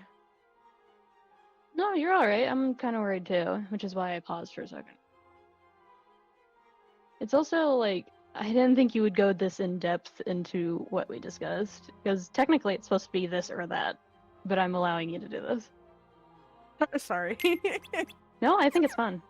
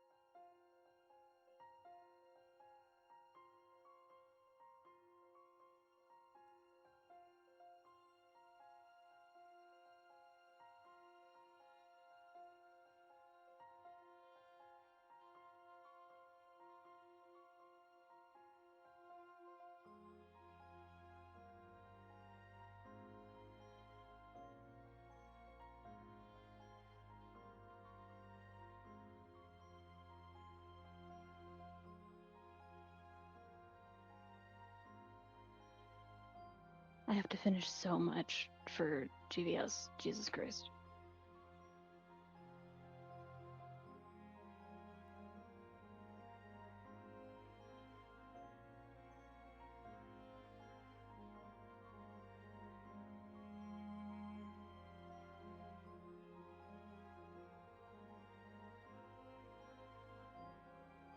While we're paused for a second, hey Aster?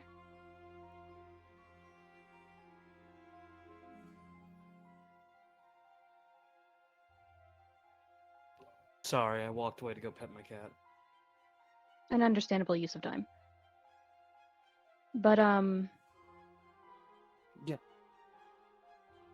That's my entire train of thought for a second.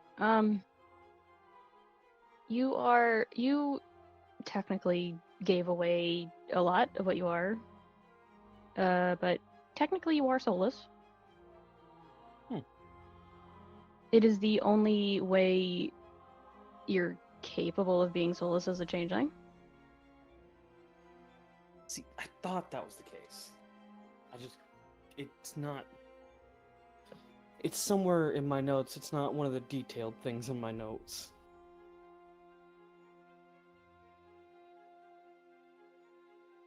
It's the same shit that Razz agreed with me. Okay. So I do have aversion to fire. For now. Okay.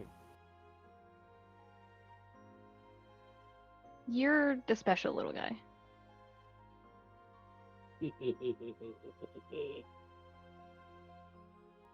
I have a question. Mhm.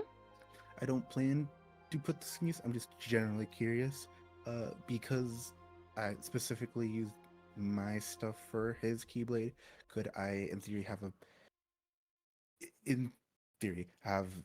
if I were to use his Keyblade, have a better time using it since it's specifically towards for him? How so?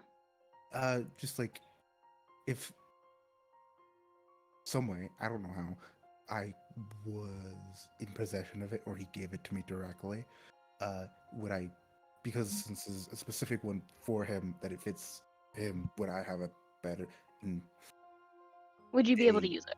yeah. I'd say under specific circumstances, yes. Like, if it was still quote unquote summoned while he was unconscious, then yes. Mm. But otherwise, because it is mostly his magic, just with a strong spell attached, Mhm. it would default to him. That makes sense.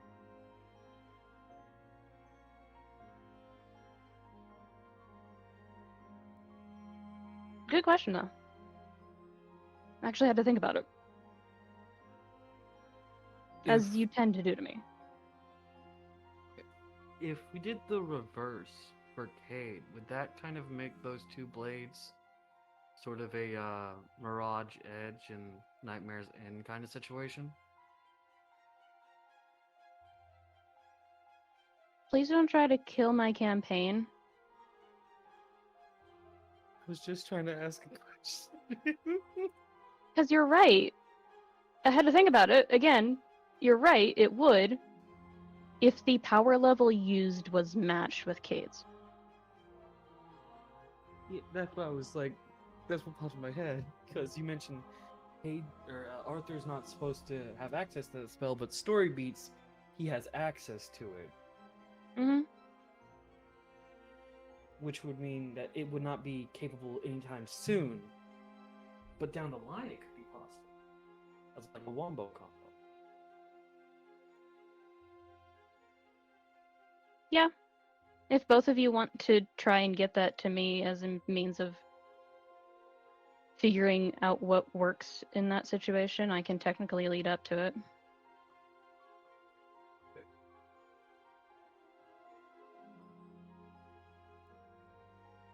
I have a question for our soul. Mm-hmm. You said that I don't know your exact wording, but you were you were using Arsolum in our ours, Arcade. You know the other one? Arcanum? Yeah, interchangeably. What did you mean? They're interchangeable to me in this setting because one upgrades into the next. Okay, that's what you meant.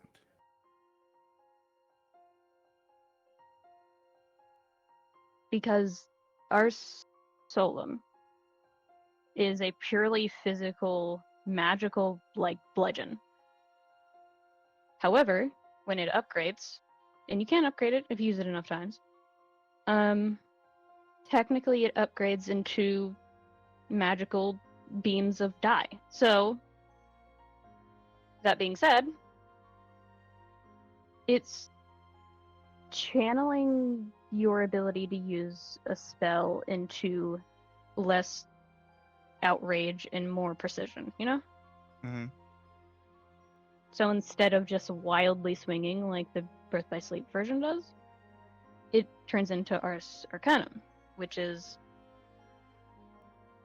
not exactly precise, but it's homing, if I recall correctly. Mm-hmm.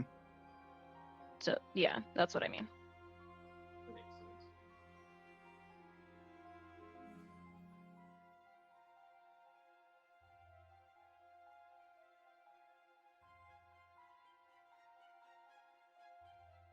We might be running over a little bit, if that's still okay with you guys. I'm fine with it. Yeah. You did preface this and like let us know that we might try to have a longer session today. Yeah. Pointed towards me, so I don't know how much of that was clear or not. Any word from Cherry? Not yet. It was checking last.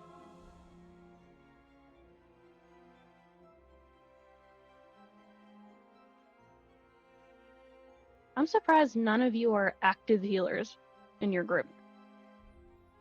Like, in a healing class.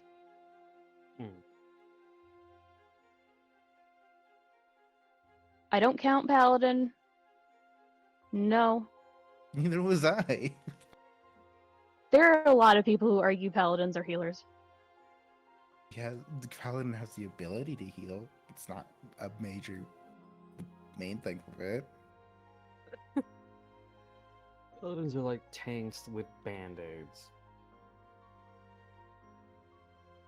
Depending on how you scale that band-aid actually turns into gauze. So, it's not wrong, it's also just, you're not a cleric, buddy. You know? Mm-hmm. I think I would kind of, as someone who played a druid, maybe. Not really, though.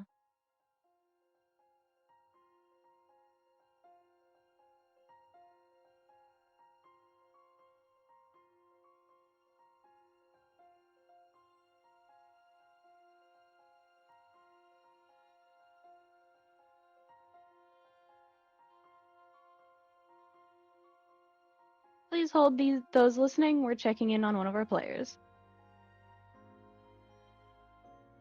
We'll be right back after these messages. Yeah. Well,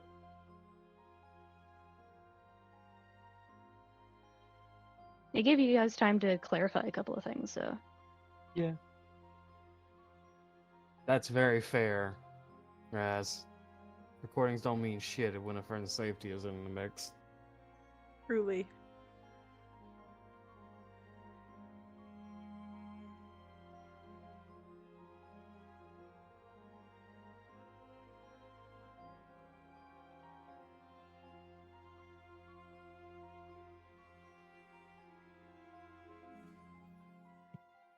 Okay.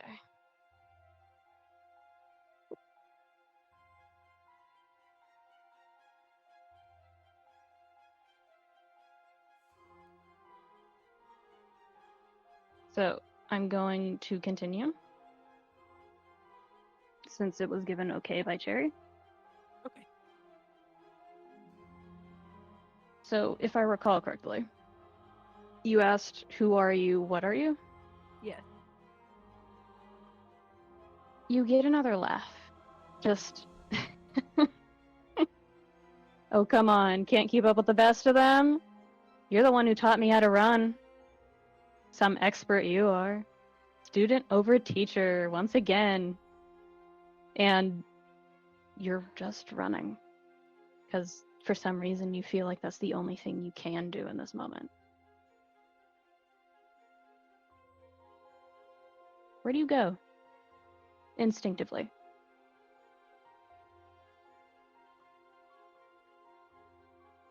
If there's nothing left for her to follow, because I think that also that hurt her somewhere inside of her. She does continue running towards where she was originally headed because it is a safe place to land. Whatever, she's unsure. She's just wet. She's just wet and just plain scared. So that would be in this direction. So you skid to a halt, and for a second, you don't know if you should turn around again to get that confirmation that whatever you're listening to isn't actually there, that you might be going crazy, hearing things, hallucinating. Of all the things that you're afraid of, it's not being crazy. You've accepted a long time ago that you're a little off the deep end. It's the fact that one of your friends might be in trouble that scares you the most. Do you turn?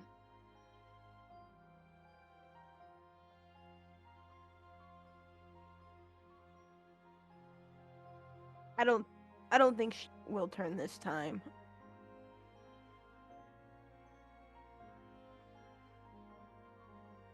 You hear a one-sided conversation. Or rather, the conversation that continues, you know but you don't. You know what he's responding to, but you don't know the words. Just feelings. And you hear, "Oh, what? Come on, it's just a little bit of rain, right?" And you get the feeling in your chest of not regret. That's a hard-pressed thing for you to find. It's more concern. And all you hear is, "I told you already, it's not rain, it's the cold. I can handle a little bit of rain. It's just water, what's it gonna do?" And you get the following sensation of indignance, a familiar feeling to you. It's just, "Oh, don't hand me that. What is Arthur going to do? Please." I've dragged him out in the middle of a rainstorm before. If anything, you should be more worried about what His Majesty is going to say. But you're terrified of him, so I don't think you're going to him anyway. Come on, the others are worried. And there's a pause in that sentiment. Hesitation. An unfamiliar but anxiety-riddled sensation in the pit of your stomach. Hesitation. Uncertainty. Fear. You hear the slightest of hums. No. Of course not. We'll see each other at the end of this. Ominous? What do you mean I'm being ominous? God. And the voice fades off. And you no longer feel that urge to run after it anymore. As if it's gone.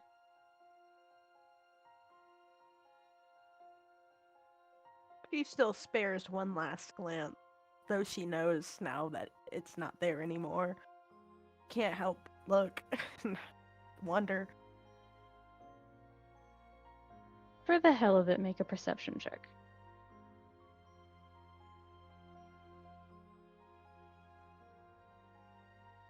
It's starting to downpour. Feels a little sick. feels a little ill.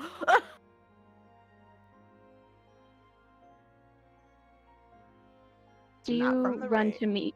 Do you run to meet your coven? It's more of a wandering towards them now, like kind of wondering if she's gonna hear anything else. But she's not in a hurry to get out of the rain. She's just disoriented now.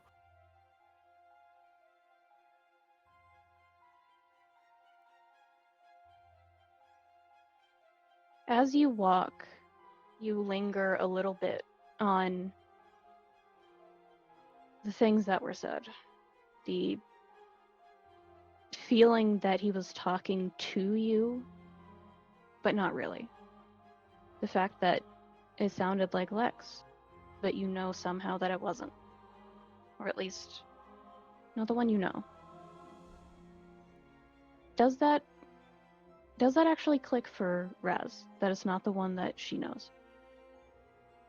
Would you like me to roll for that? You can. You choose what you'd roll. Would it be insight? Insight or wisdom? That was my. I'd say you do. You do recognize that it's not the one you know. Whatever you take from that is up to you. Fact that there are versions of people that I don't know. There are more.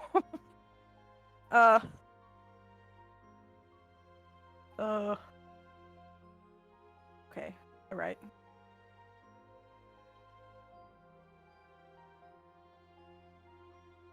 How does Razz react to the sensation of not repetition in her own life, but the feeling that something's going to happen? Good or bad?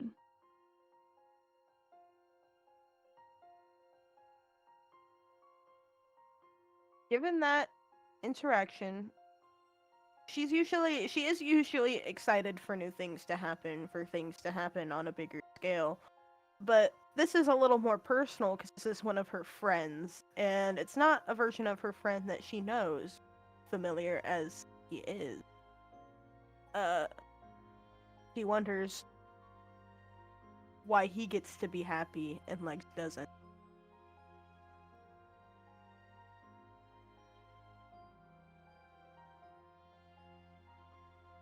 She's got more questions than like much else rattling around in her brain. As that uncertainty and worry, almost anger, but not quite, rattles through your system, barely keeping you warm against the elements. A cold warmth. You subconsciously wander towards your coven, their meeting place of a greenhouse that shouldn't be on campus, but two of them managed to persuade the higher ups to let them take care of it if they took care of it themselves, and they have been. The outside is maybe a little bit overgrown, but that's what happens when two different druids try to figure out how to run a greenhouse together. And one of them accepts themselves a little bit more. But you approach the outside of the greenhouse proper, and you will look up just in time to see the door swinging open from the inside.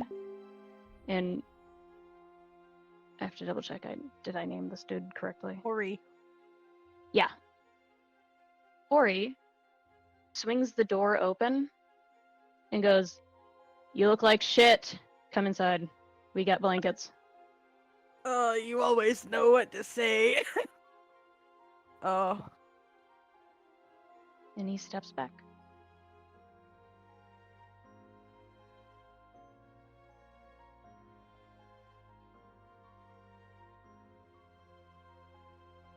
Sorry, I'm trying to get my computer to cooperate. No worries. Okay.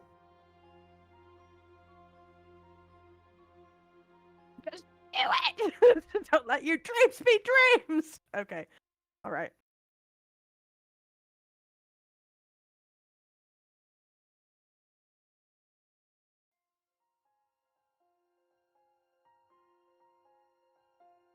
You good over there, Razz?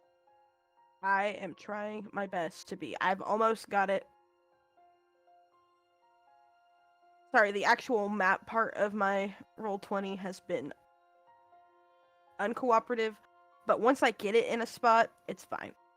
Okay. All right, there we go. Go. Sorry. You step inside, and it is a familiar, comforting smell of cinnamon and leaves and rosemary and basil and damp earth and flowers and so many different smells that most would be overwhelmed in an instant. But because you were one of the people that helped grow most of this, you're used to it by now.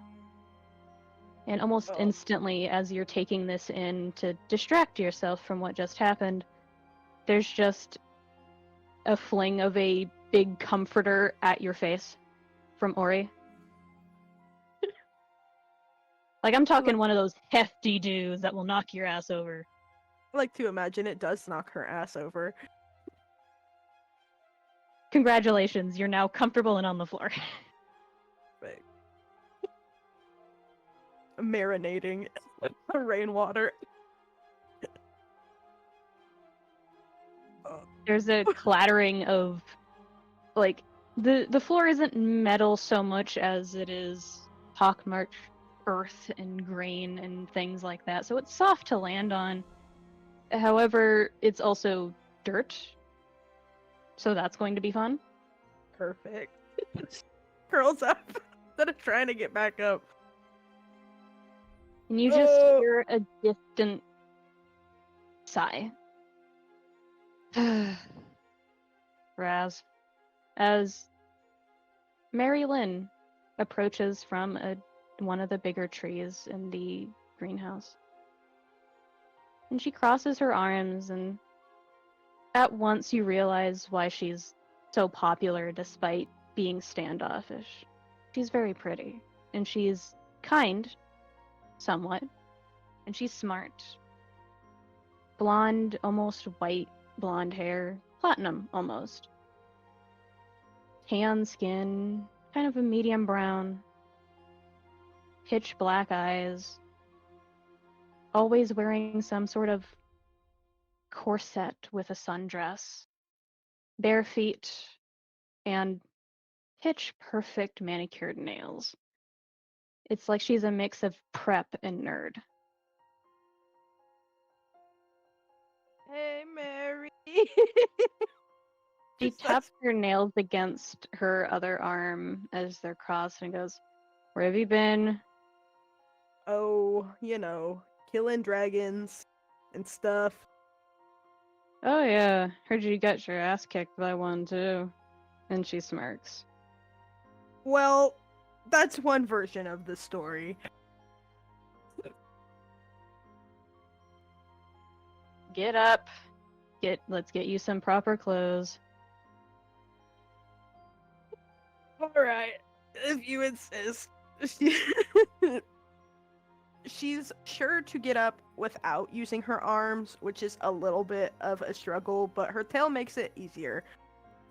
Absolutely. She keeps the comforter completely, like, bundled.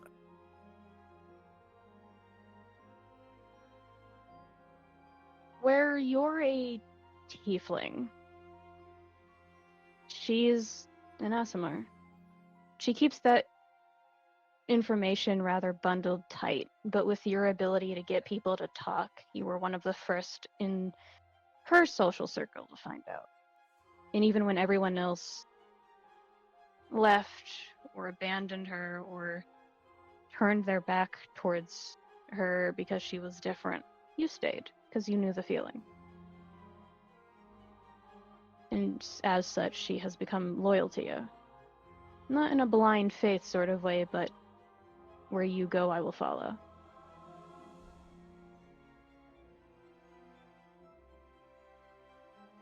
and she gestures to follow her as she turns and starts to walk. Are you gonna catch me up on anything? Oh, so many things. Oh, And so as they're walking, a move token whenever your computer does not hate you, so don't worry about it. I'm working on it. You two pass by Roseheart, who is sitting on the ground making a flower bracelet made of nightshade flowers. And she seems content in this debacle. However, most people would seem put off were it not in the greenhouse specific, as they are poisonous flowers and can easily get someone killed. And she just raises a hand to wave and goes, "Hey, Razz! Oh, you look like you've been through hell. You good?" Just a bit of rain. You look like you're planning to kill somebody. Affectionate. I'll You do decide have in to the be at car. party. Just as you both have different takes on the matter, just I'll decide in the car. Versus I'll help you hide the body. Like, oh,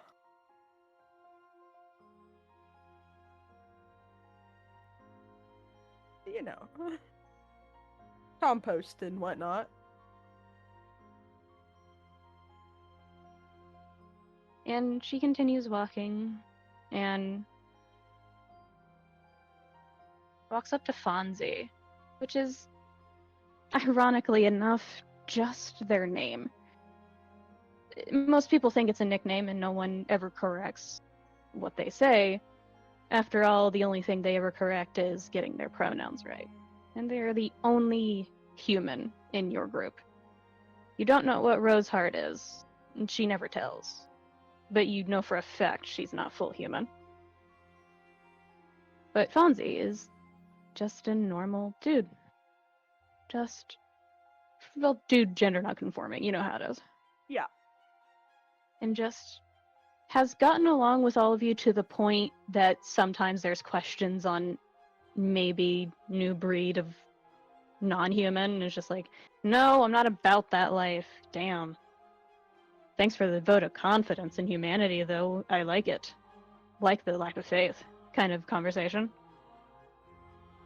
And Fonzie is leaning against one of the barriers away from, like, separating the walkway of dirt and stone sometimes, away from a good couple of small trees and bushes on the opposite side.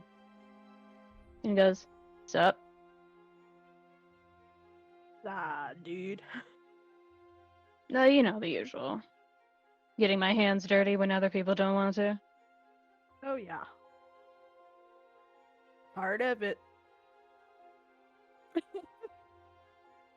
And Mary Lynn does not engage in this conversation, determined to get you into warm clothes, as she is the mother of the group, though she abhors that title.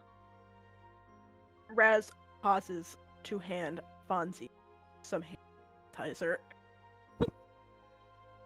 Just get some hand sanitizer. For promptly skittering after Marilyn.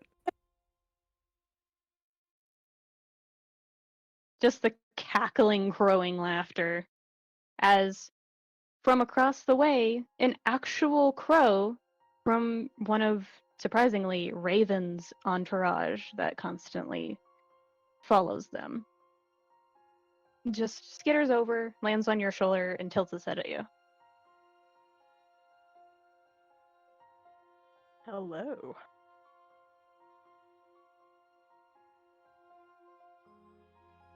The crow kind of stares, getting into your face, and just paws relentlessly, as if to be annoying on purpose. She bonks her head on the crow, like gently, affectionately. Congratulations, you are now being preened. Perfect. She's finding peace.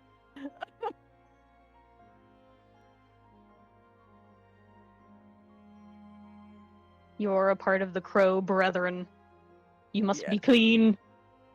Perfect.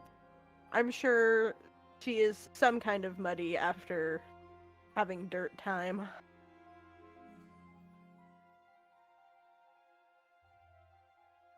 So as Mary Lynn walks over to not like a pile of clothes or anything, but kind of like bags of spare clothes, and just, you know, for all that it's worth, I do get worried about you sometimes. Oh. I mean, I don't like die easy or go down quit.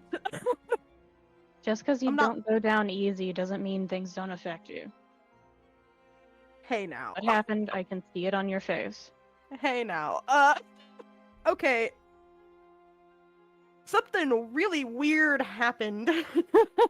uh on the way here. And on the way here, she like kind of her voice drops a little bit. So I've made some friends, and we all got our shit. We all got our stuff that we're dealing with, but one of them, I didn't see him per se on the way here, but I kept hearing him, but like happier. But then I texted him like my him, and he was off training with one of our other friends. And like Lex doesn't sound like that. Lex doesn't sound like he has energy. He's always tired or sad, and he sounded happy, and like it was a version of him that I don't know.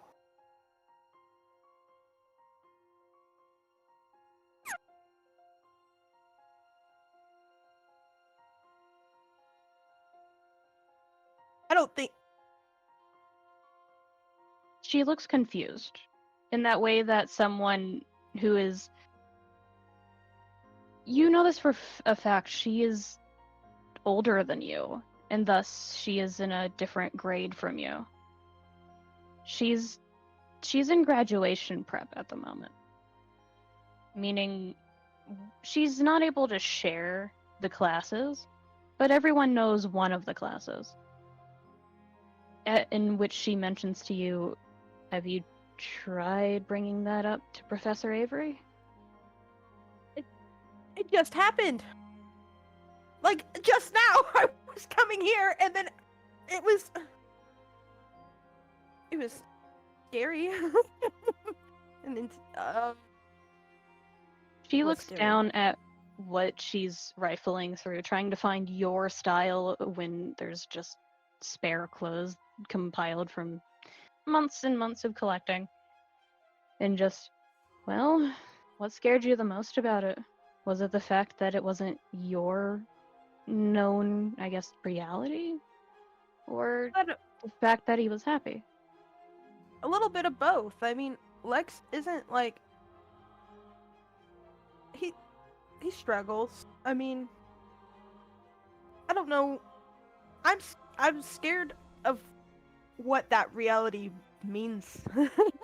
I'm scared of what that version of him means. I'm scared of what hearing him and not being able to see him means. I'm scared of the fact that I was able to hear him, but I was most scared that I couldn't see him. Professor Avery, she begins. They pauses for another second. They tend to call things like that echoes. Things that either you can't see or you can't hear, but you witness all the same. And they're not yours, and they're not mine, or anybody's. But they exist, because they might have happened once. But no one can be sure, not even Professor Avery is.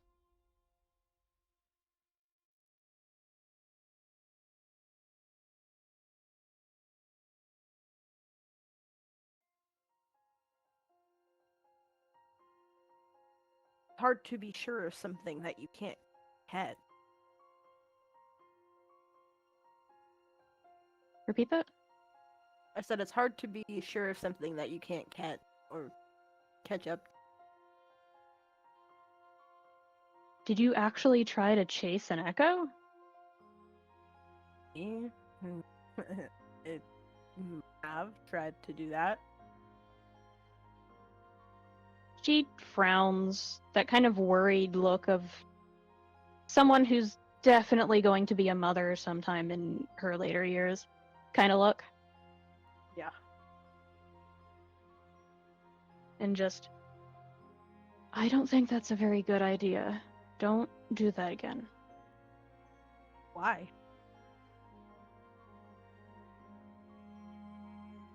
Just a sigh.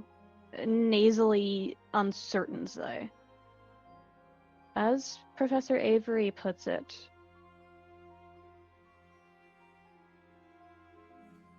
there's a likelihood that if you chase after or try to connect too much to a lingering echo, a sort of fragment of what could have but never was, you can get stuck. Either they here or you there. And it's never pleasant. That makes her want to throw up. Getting stuck is like her biggest fear. Getting stuck anywhere. That's perhaps the only thing that she could have said to deter Razz. Just be careful. If you're going to do anything like that, have someone with you. Someone to pull you away from it. What if I'm alone again like I was? Nobody was with me then, except for Lex, but not Lex. Not Lex was with me. But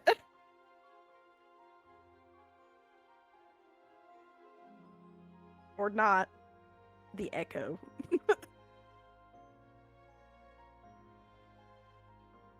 Who do you mean by Lex, by the way? My buddy Alexios. He is a guy. He's not really a student. Don't know if. Oh, okay. Him, yeah. Yeah, he is. Are you sure he's a dude? No, Okay. no. Understandable. Regardless, I think I've heard a couple of things on the grapevine about him. Like, Well, there's, the obvious that people are trying so desperately somehow, some way to guess if he's actually gay or just stupid. both. Really? Really, really. He struck me as pan. Damn. Maybe that's like a flavor of gay. Is it?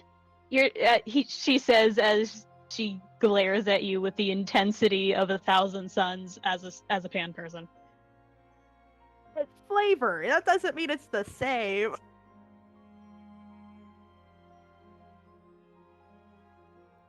Is it, Razz? I would argue that being gay is a preference, and like you definitively say like, yeah, I'm interested in dudes or ladies specifically.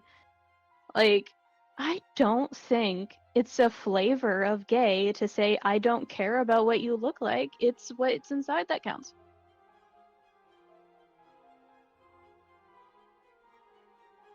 You're right. Just using it as an umbrella. Gay is a flavor of pan. There we go. Just the sigh of a long-suffering mother.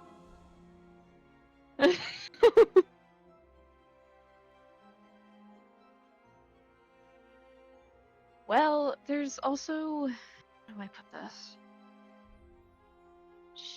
For once in a very long time, Mary Lynn looks nervous.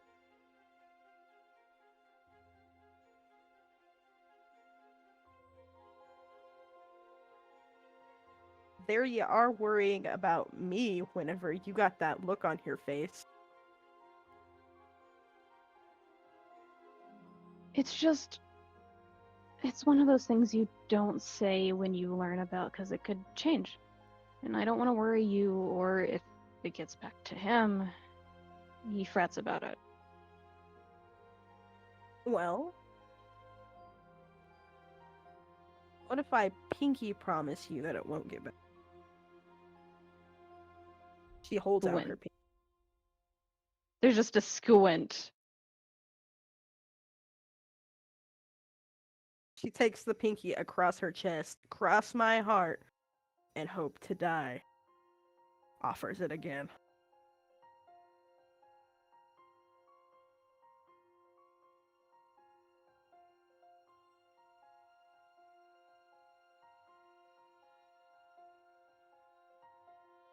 For some reason, I just see that both of them somewhere somehow learned the Japanese version of a pinky promise rhyme, and they use it, like, as law. Yes. Japan is wild when it comes to promises, bro. And that's coming from me. But, you pinky promise with her. You say the rhyme that you learned so long ago. And she relaxes a little bit when you finish the last syllable. Rumor has it, and don't freak out. We don't have soundproof walls. Don't freak out. There's a rumor, a very light one, but I have to take everything seriously these days, that there might be an assassination attempt in the coming months. What?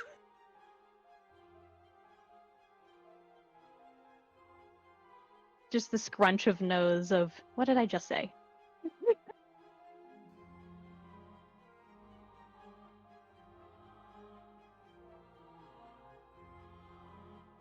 Like on him or Arthur? They're my neighbors! I don't know. The rumor hasn't gotten that far in information yet. Everyone at the school that knows about this rumor is treating it like a game, and I don't want it to be treated like a game because it's someone's life we're talking about. My friends' lives that we're talking about. I know, which is why I'm telling you. I know this is going to be hard, but they can't find out, because then they'll act suspicious, and then the rumor will change. I know. She lets out a deep breath, letting some of the stress out, but not enough of it. And she holds up a small folded stack of clothes. They're not exactly your style, they're more Raven or Fonzie's style, but they're close enough, considering Fonzie acts like a trick magician and Raven is goth. So combined. It Combined really is works. basically Razz. Yeah. Fonzie's basically just goddamn KH Houdini, it's okay. It's alright, don't worry about it.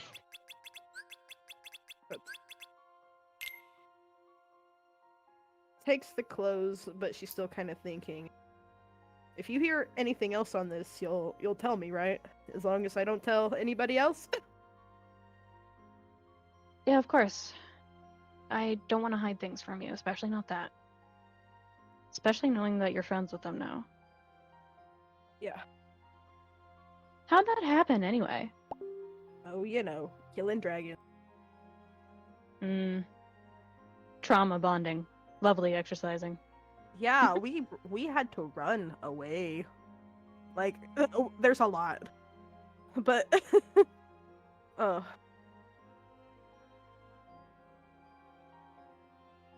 Lex gave us enough time to run.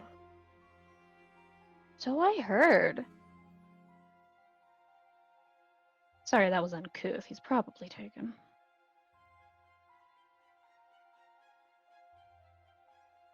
Not And you think it officially. baffles Razz for a little bit of just like, yeah, what? Like,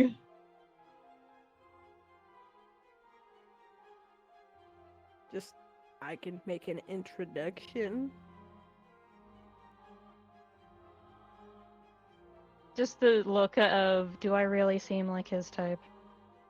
I don't know. I don't know his type other than like, you know. You know. Do I? I've never met him. Oh, sorry. I just. If you do, you'll know. Once you do, you'll know. Be nice to him! I am being nice to him. Being really nice to him, in fact. Gun emojis on.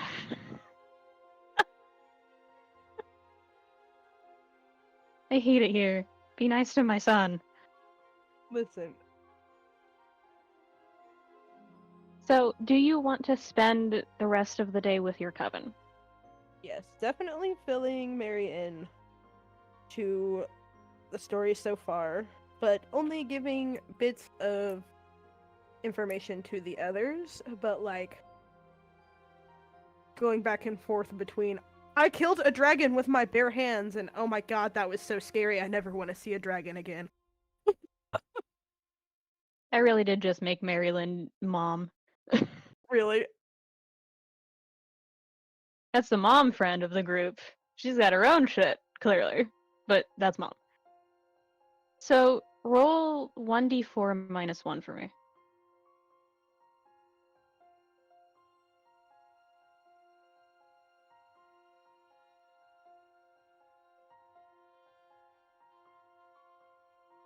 Okay.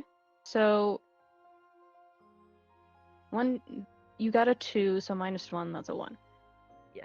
You can choose any of your coven to ask what one rumor they've heard is. Like one solid piece of information they know. So I thought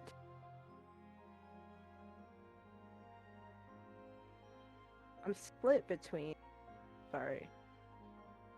I think Ori's the way to go because he's creeping, but also Fonzie's really good at like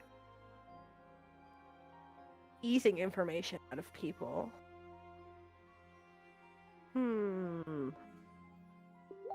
I'll say this, Ori is very good at blending in and making people not notice him. Fonzie is the typical bard in a tavern who people don't know is overhearing them. I think Ori's yes. the way I'm gonna go. Not that I don't want to talk to Fonzie, but it feels like they might have information that she could get otherwise. And Ori might have something juicy.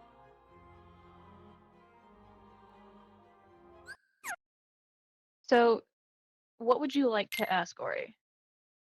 Specifically. Just about general rumors, anything particularly juicy.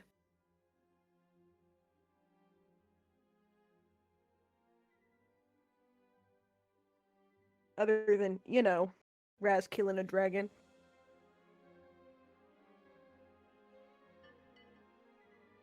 He relays to you in a very matter-of-fact, nonchalant kind of way of, this doesn't matter to him, but it might matter to you, kind of nonchalant, of there's a rumor, a pretty solid one, that Salem and Avery are headed out on vacation within the next couple of years.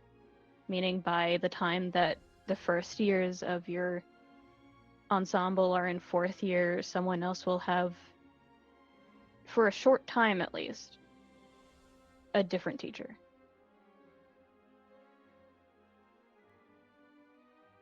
For both of those classes.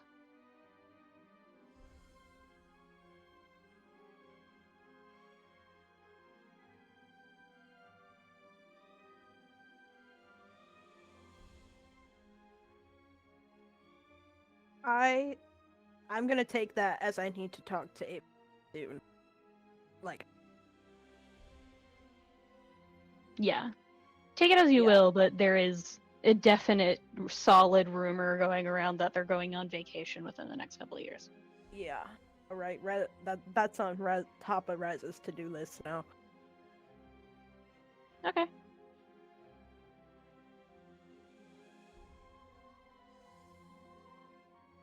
So, that being said, that is the end of that scene. How does everybody feel about that?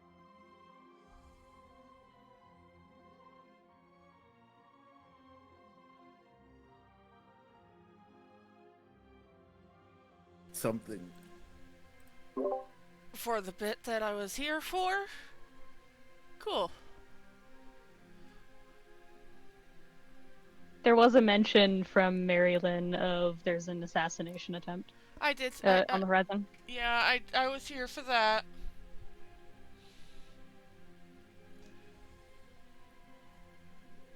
That's why I made the comment in the muted VC. Man, I sure am glad Tsubasa's just a Hidaka.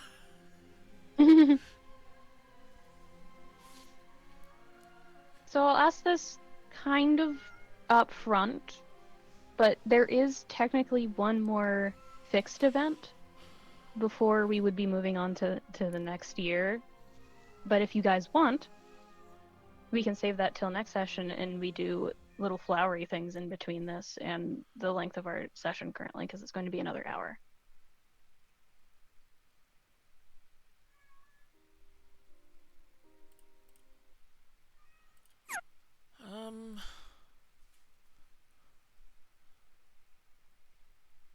I mean, I'm good either way.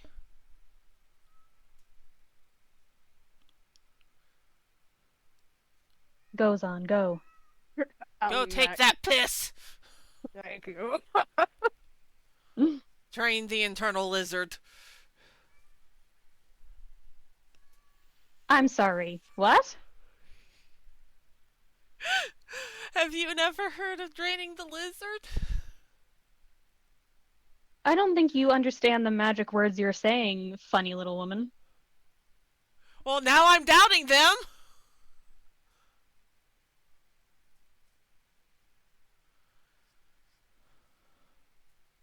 Tala does have a good point, though.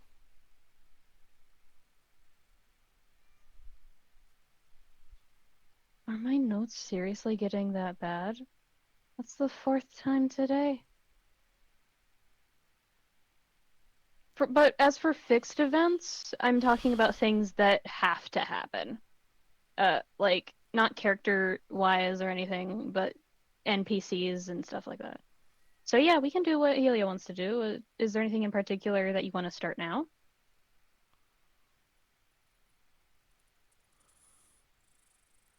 I'm genuinely concerned for my notes, because I should have those.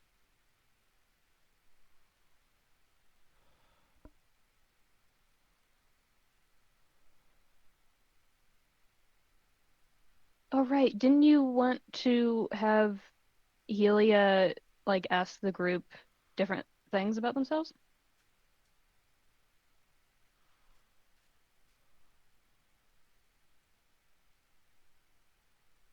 We can do that. I've got no issue doing that. We do one of the things that Helia wants to do, Tala wants done for Helia here, which is those asking questions. And next session we can have that final fixed point and whatever else Helia needs or wants to do, and everyone else. I just don't have it in my notes for some reason what Helia wants to do, and I also don't have what Lance wants to do. You've gotten the notes that of what Tsubasa was going to be doing during the major time skip, yeah? That's a great question. Going to the fighter teachers?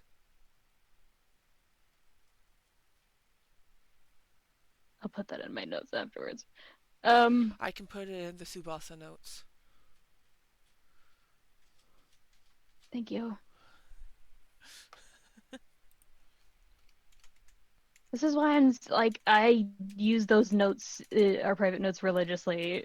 It's just like I sometimes lose things, and apparently I'm losing more things like my fucking sanity. That's a fucking mood. Is this what it's like to not have anxiety? Hmm? Fucking wild. My secret really is I'm always anxious. Oh, you wanted to talk to your teachers, right? Who, Helia? Yes.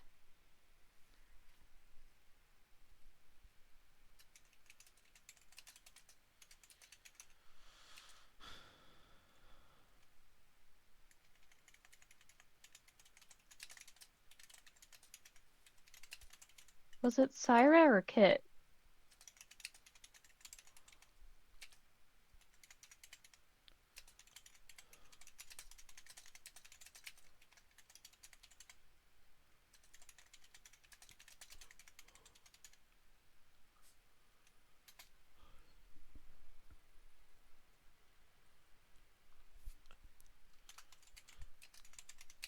Oh yeah, that would be Xenos.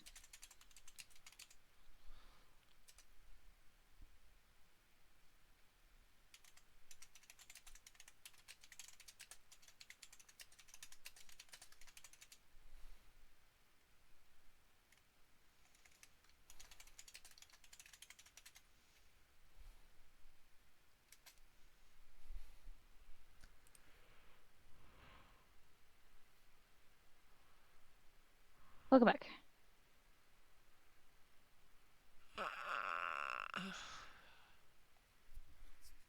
Affectionately, I might have pulled a Kuri. I've gone and goofed. It's a small goof. Not only did I forget to take proper notes on things. You back? Yep. Not only did I forget to take proper notes on the things that my players want to do, but I severely underestimated, rather, the amount of time this is going to take. Yep. Fine.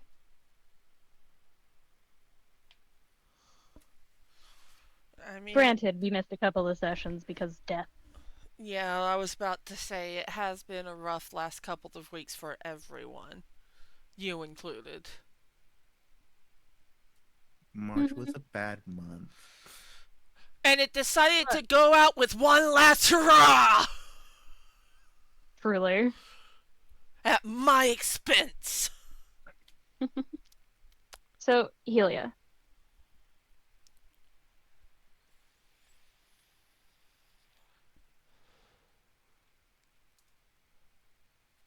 Which would you like to do? Would you like to speak to Xenos? Or would you like to speak to the group? At least for the time being.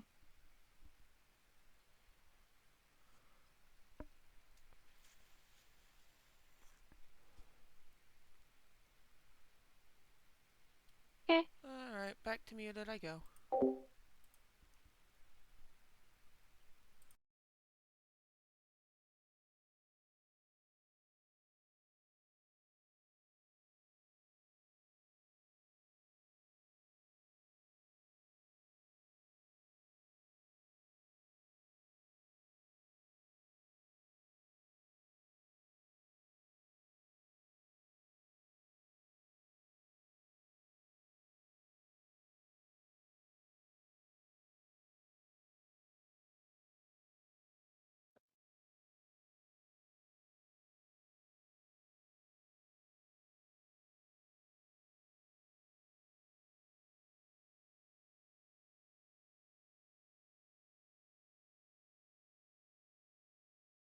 Team Uno.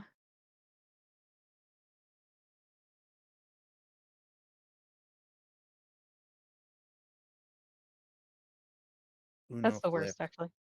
No! Gotta draw a line in the sand, buddy. That ain't it.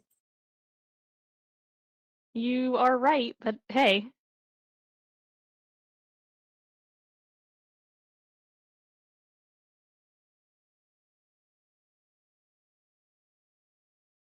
I'm setting it up.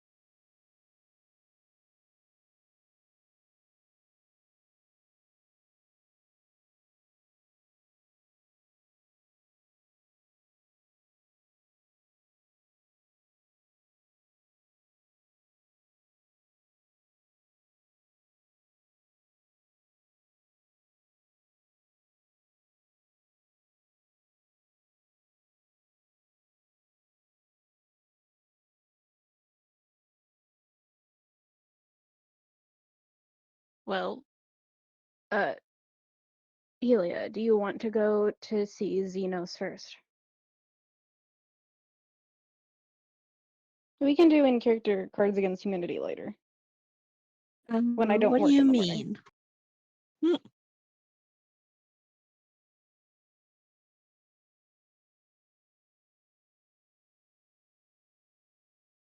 What do you mean? What do I mean? You asked if I want to go see Xenos first. What do you mean by that?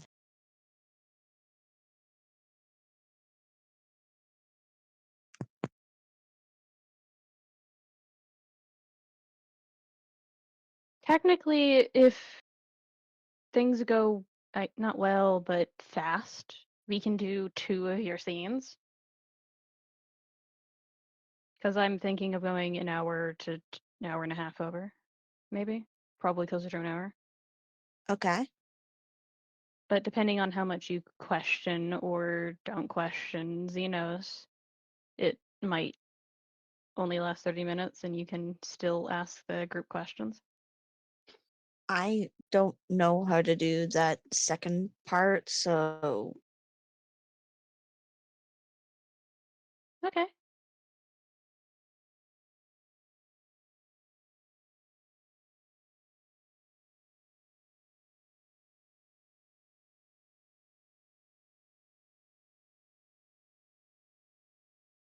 Helia.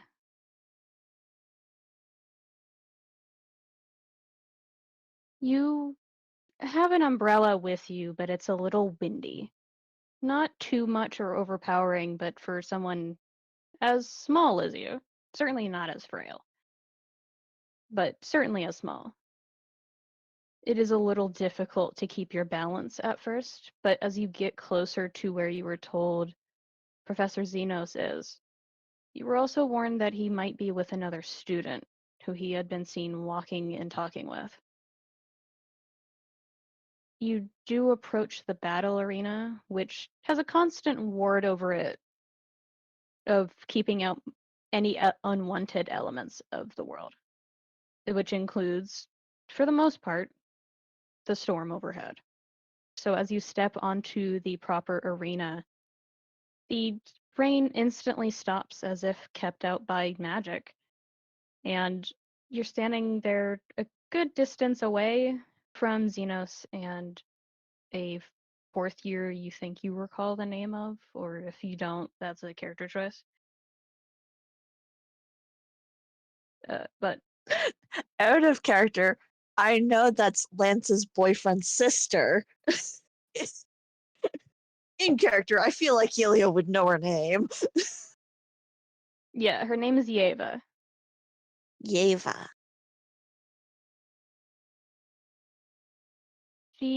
From this distance, you can't get a bead on what she's saying, but she's talking with her hands a lot.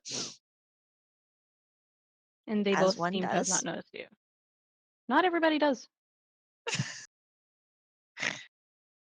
So many people do, though. Mm-hmm.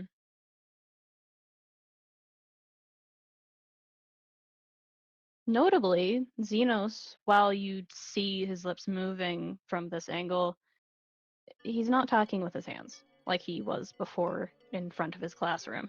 He has his hands behind his back. Being a serious man's.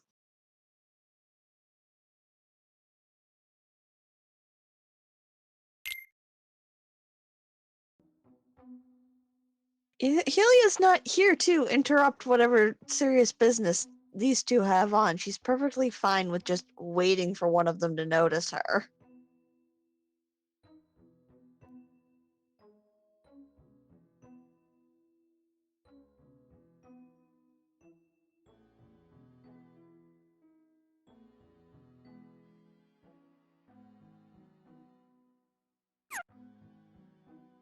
The first one to notice you, after a good few minutes, mind, is Xenos, who kind of turns his head ever so slightly to look at you through the corner of his eyes, and makes a gesture with his head to come on over, but doesn't interrupt what he's saying.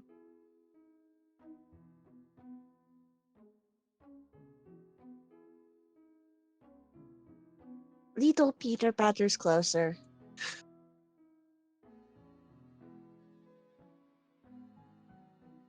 As you get closer, you hear them talking about a spell. A sort of new topic that she's been working on for years. Even before she was in the academy. Before she was given her class titles. Before she knew anything about time or space or anything like that. And she's insistent that he knows how to control it. And he doesn't seem to know what she's talking about.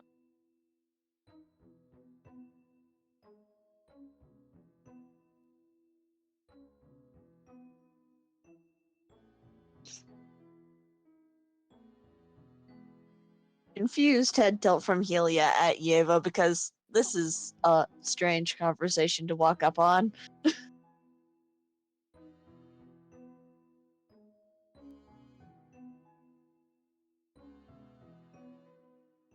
But as you approach, getting within her line of sight, she stops and kind of clasps her hand together in that nervous manner of, oh, I've been talking too long, I'm sorry, kind of look. And Xenos, though with a slight frown, not towards either of the ladies on the field, but more just so that the students seem too nervous to continue their thoughts around other people, turns to face you. Hello, dear. How can I help you? Hand still behind his back.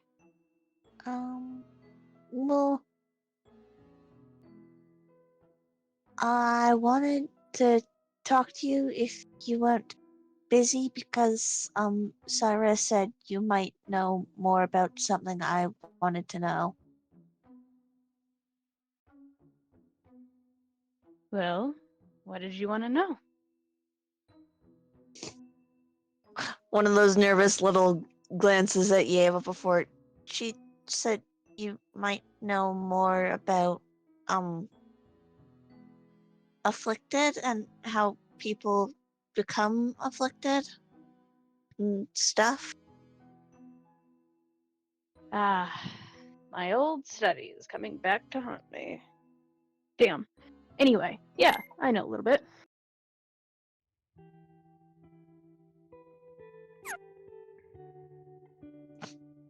Helia looking at Xenos with those big ol' eyes. Well, I can't just tell you everything, darling. I have to know something of what you're looking for. We don't have time in the day for everything that I know. I don't know what I'm looking for really, but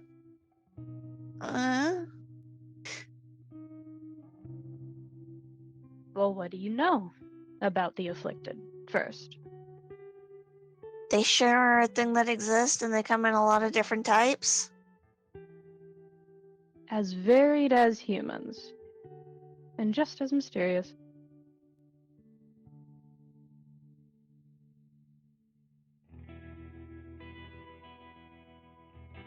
Do you have an actual purpose as to why you're here? Or are you just bouncing around the subject because the fourth year is here?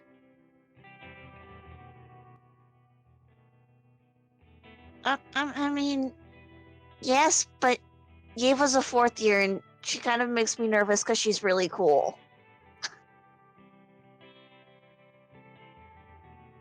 It's the fucking loading gif that I keep using.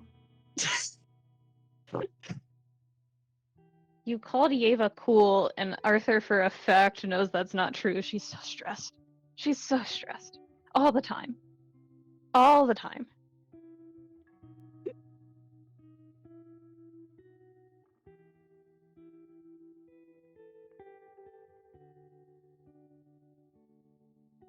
She does not actively respond, but Xenos kind of snickers for a moment, just... Yeah. Terribly cool. Doesn't at all get worked up over every single little thing. Nope.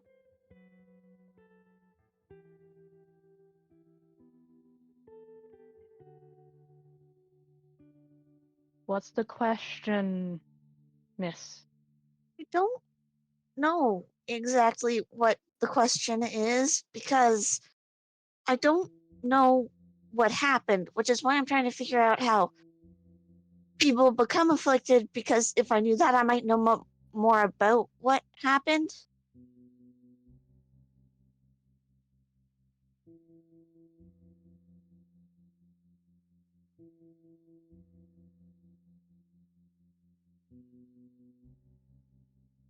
Something like clicks visibly in his expression. Oh, you're talking about the investigation.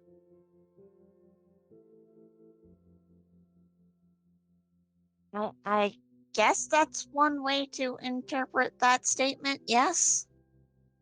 Well, you are the best friend, yes, of the one who disappeared.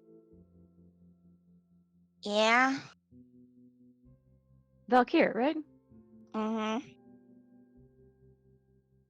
Sweet boy. I had no idea why he was so terrified. I mean, before everything happened, he just kind of had anxiety about existing. There's a solemn nod of, yeah, ain't that the truth? Kind of nod. Following with a statement of, no, when I saw him last, he was just straight up terrified.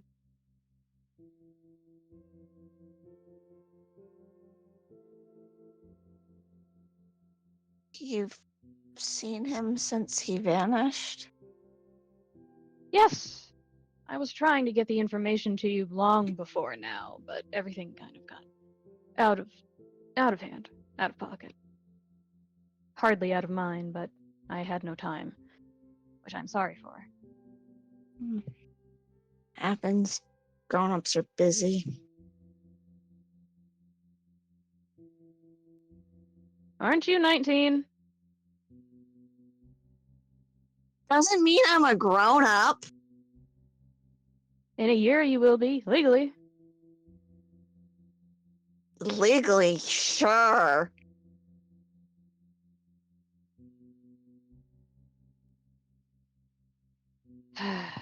Yes, I've seen him after he was afflicted.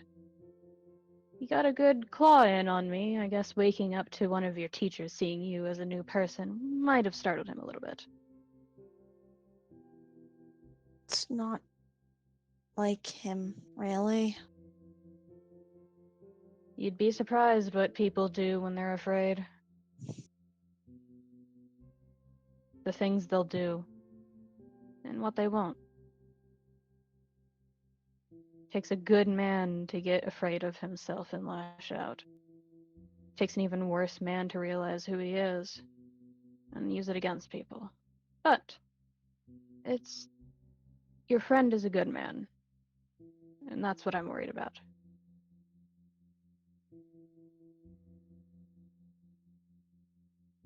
I mean, I'm worried about him in general because he doesn't seem like himself.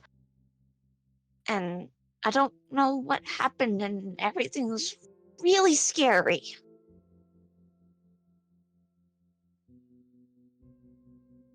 What's scary about it?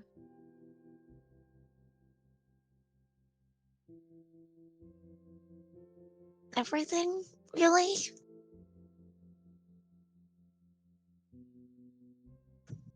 Him changing, or you not knowing he changed?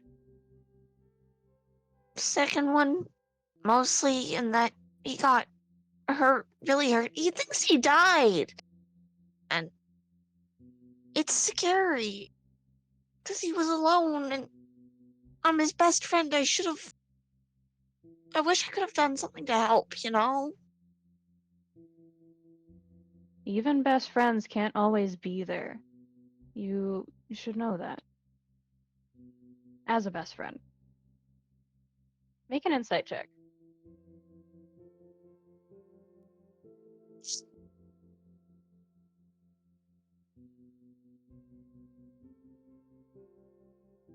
No. Nope.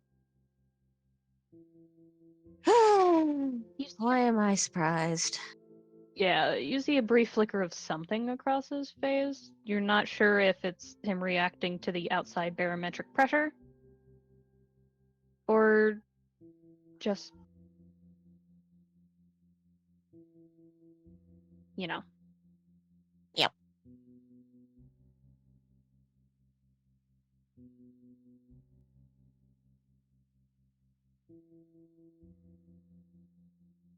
But he did say that, and that she should know that best friends can't always be there. No, that doesn't change that I feel like I wish I could have or should have done something. You still can. You can still be there, even if you're not physically there. It's not the same. Why isn't it? Tell me that. I don't know, it's just not.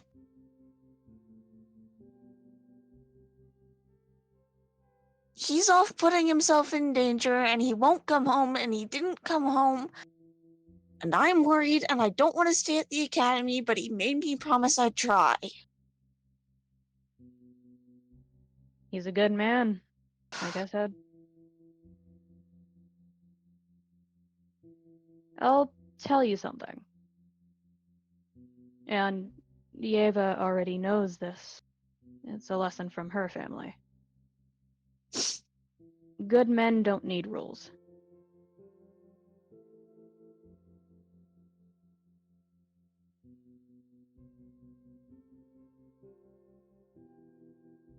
I don't see what that statement has to do with what I'm talking about. It means your friend will do whatever it takes to keep you safe. Even if you don't agree.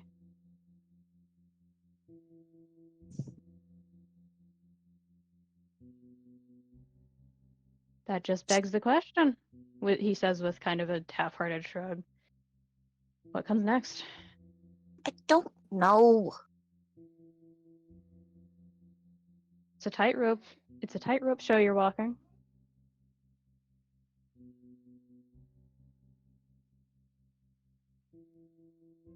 Which means what? I'm not good with metaphors and shit. All I mean to say is that you're playing a dangerous game with your emotions. As someone who used to ignore them, I can see it a mile away. You rely too much on others to tell you what to feel, even if you think you don't. Because as far as you're concerned, your sense of emotion, your sense of understanding of the world, it's gone. Poof, there it goes. But You're more than just another person to someone else. You are you. Far before you are anybody else.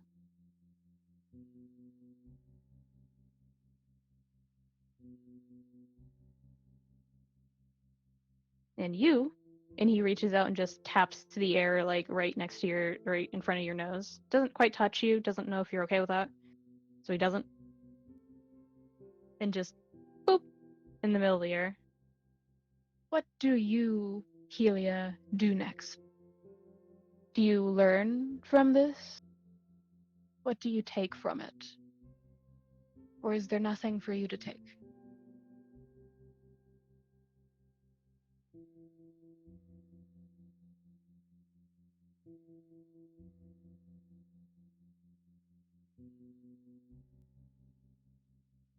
Kind of briefly puffs her cheeks out and goes, "People keep asking me that, but I don't know."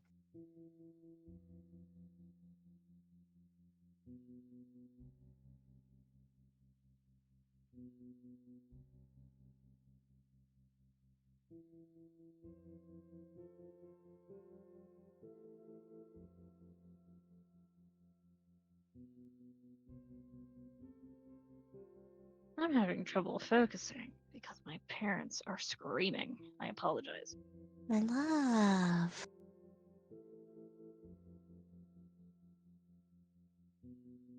I've tried to think of a statement to make for their Xenos 4 separate times and they've all been interrupted. Oof.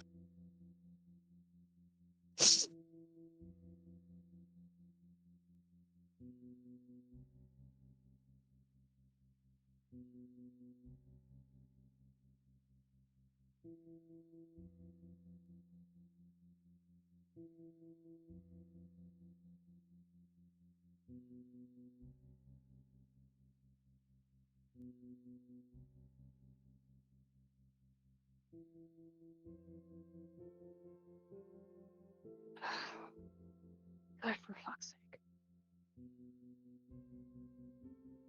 For reference, my love, this is the same thing that was happening on your end with your neighbors. Oh boy. That's how loud it is. Yikes.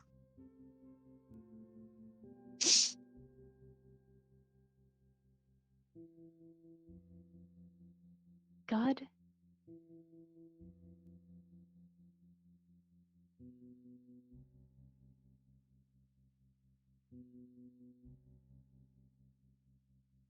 It is almost 10:30 at night. You'd think they'd have some decorum.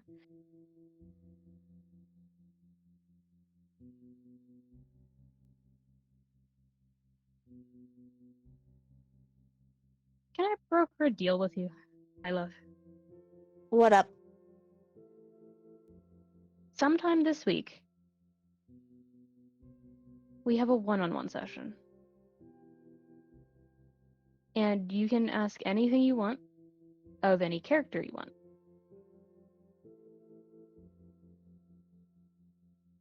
We can plot it out or otherwise. I don't think I'm getting another bit of quiet in my house for the rest of the night. Ah, okay, yeah, sure. Okay.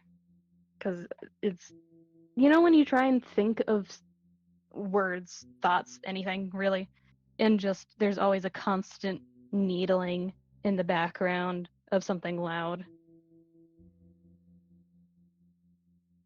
And your And brain that's- can't focus on anything but the loud in the background. Yes. Yeah. So everyone can unmute.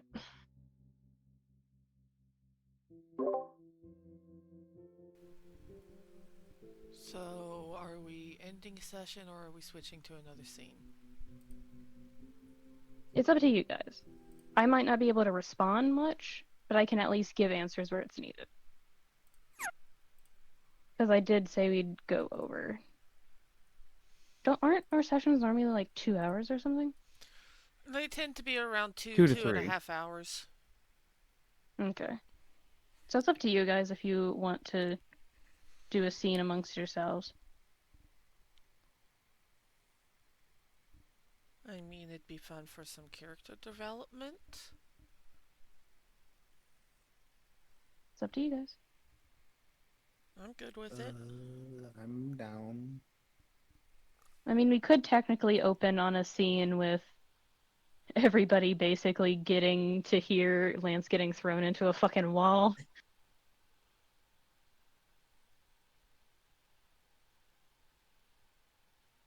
What, so you're saying it happens more than once? Considering I'm getting the feeling that Lance doesn't know what a tactic is on a fundamental principle, yeah. What? So what? We've got the entire group sitting and watching this shit go down. It's more like it's more like the three that were out for the forge come back and just hear the sound of crashing metal and armor plates and stuff like that in the training room, and it's just the distant muffled "I'm good" from Lance. One more time.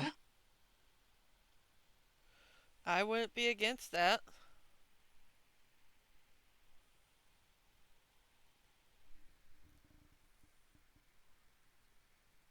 Do you guys want to do that?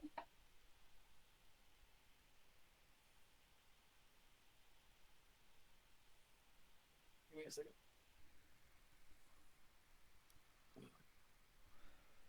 I'll be down.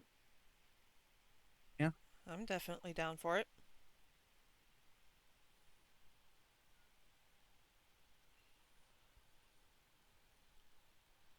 Kayla, son.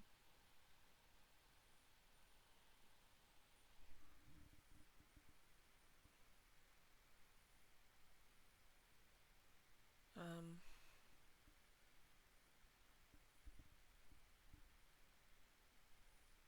I mean, I don't have anything against it. But do you want to? I don't know because my anxiety is choosing now to be a bit. Oh no. My love.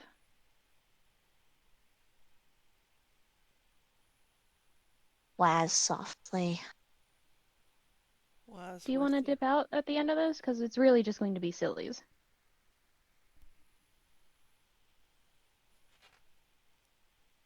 I mean, might be a good idea, yeah.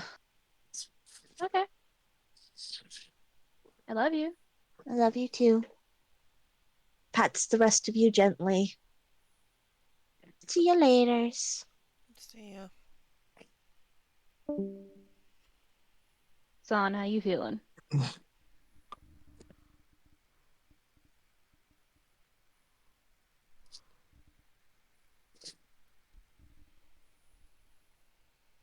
Are you on mute? Not in the Discord. There's a button on the mic. Yeah. Yeah. Hello? Okay, sorry. My mic came unplugged. Oh I was god. spinning around in my chair. Zon. Spin. You I don't know how spin long it me is right unlocked. round, baby, right Right round. round. I wish I had room in my apartment. Spin much longer. This is the worst. But yeah, Zon, do you want to do the silly I'm scene? game for anything. Sorry, I thought I had. I don't know when I went dead. You were dead pretty much the entire time. Oh no. Okay, alright, okay. Awesome. Hey, Zon, Yes.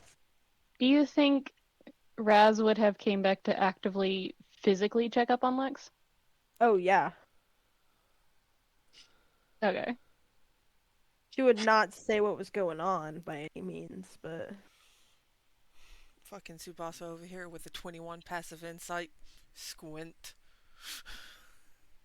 So, Right. Razz, you're the first one home, because most people had left, and Lance had designated himself as keeper of the Lex at the moment. Whether that's going well for him or not is anybody's game at that point. Passing this role now. For the time being, it's a temporary affliction. But Razz, you're home first. You're back at the dorms, and you hear the first instance of this, of the very clear sound of a body hitting the wall and things getting knocked over. And then That is weird. yeah. And you had raced over to see what's happening because it came from the training room. Of course it did, because it's the biggest space in the dorm rooms. And echo, by the way. It's not too loud, is it? Yay.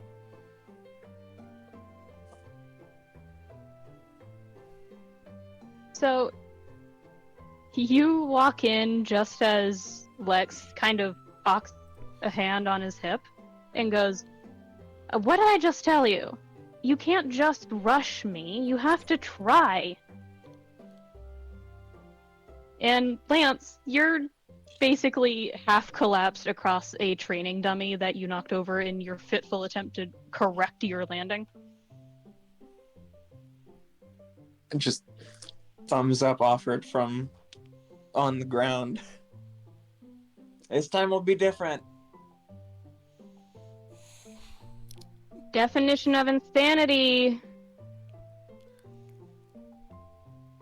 And just eye rolls. And turns to face you, Razz, with a smile. "Oh, hey! You alright?" I think that's a question you should be asking Lance. Flex. He's fine. I didn't even throw him at max strength. It's okay. He's fine.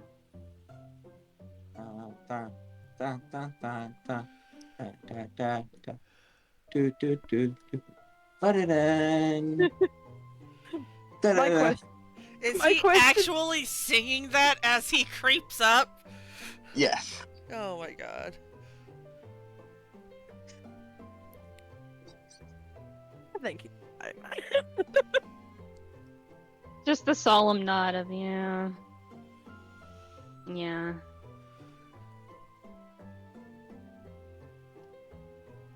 And just stops about right over here. Summons the Keyblade again. Round 2, or well, more like 20, but it's the principle that counts. 20.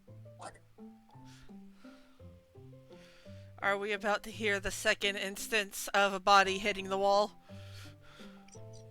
Depends on if the rush happens. What does Lance do? It just holds out the Keyblade in like a doing stance. Lex turns to face you with that look of really. Not even in a fighting stance.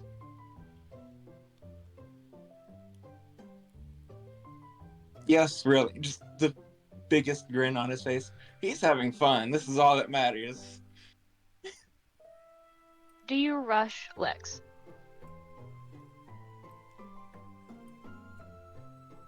No. What do you do? Half tempted to rush, but not gonna listen to that small voice in his head telling.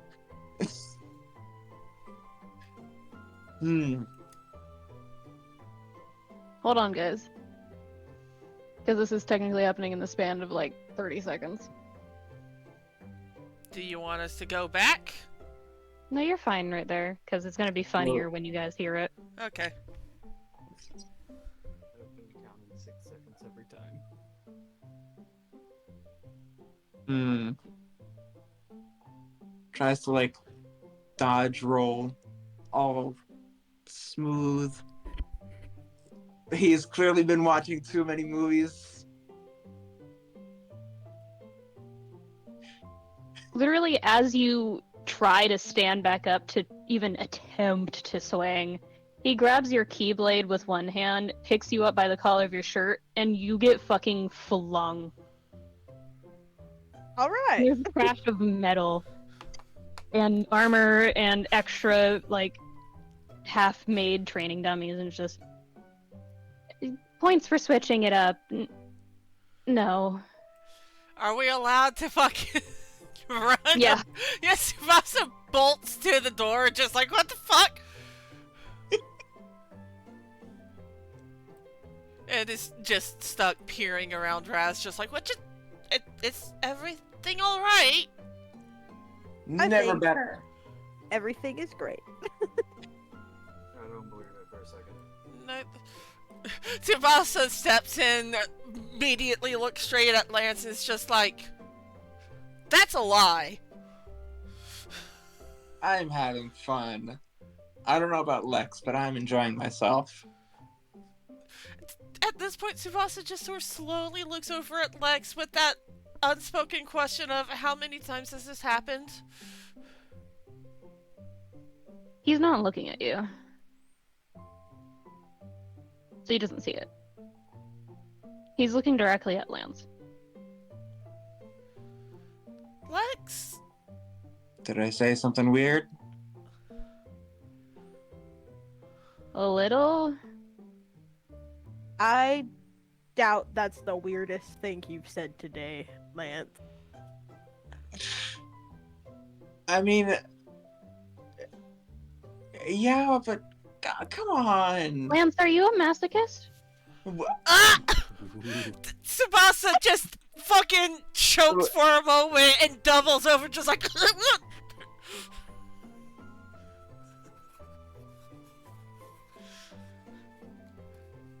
Just. I think everyone just fucking died for a second hearing Lex say that. You know, things are starting to come full circle. Can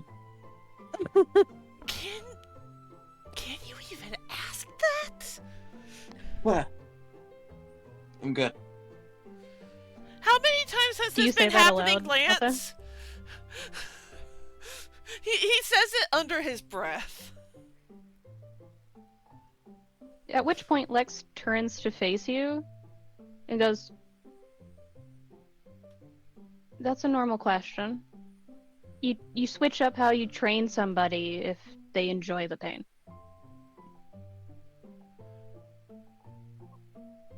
I don't think you're Puppy head supposed. tilt. I don't think you're supposed to make them not enjoy training, especially if it's just between friends. Oh yeah, no, and just waves his hand a little bit.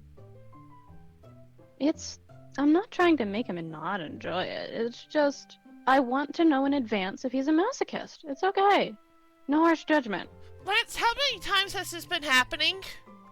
He's referring specifically to Lance being thrown. I lost count. 54. Okay, I can understand the question now. 54 times, Lance! I bet I can make it 55. No. I bet you could. No! I bet you could make it 60 if you wanted. No, Why stop can't. there? No, let's not continue to get thrown against the wall, please! It's not at full strength. I mean, have they actually been improving? Lance, roll real quick, just for the funnies. Roll either Dex or Con. Save or check? Check.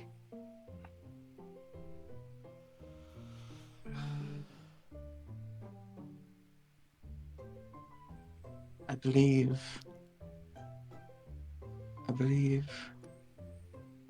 Please let that be a good roll. Nope. It's a bad roll, isn't it? God Oh, it's damn the worst! That is a So- crit fail. Yeah. So Lex glances at Arthur with that. To everyone else, it's just like a normal glance towards Arthur when he enters a room. But to Arthur, it is the help me look. And I guess maybe for today, let's stop. That will Lance stop. Just one more time. Just No. that's all. Tsubasa's just going over now. Just why are my friends under his breath? Mostly, just why are my friends like this? As he's just checking Lance to see if he needs any first aid, I guess. Even not at full strength, being thrown against the wall 54 times cannot be pleasant. Unless you're a masochist. Which was neither confirmed nor denied. Let's point Can- that out. So, how beat up is Lance right now? Everything hurts, but in that kind of way of a cure might settle the scratches and bruises, but the ache's gonna be there for a little while. Yeah, Tsubasa's going to use a cure on him real quick, and then just lightly, with like the palm of his hand, just bops Lance on the forehead. You need to Come on. learn when to stop. I know when to stop. Do you?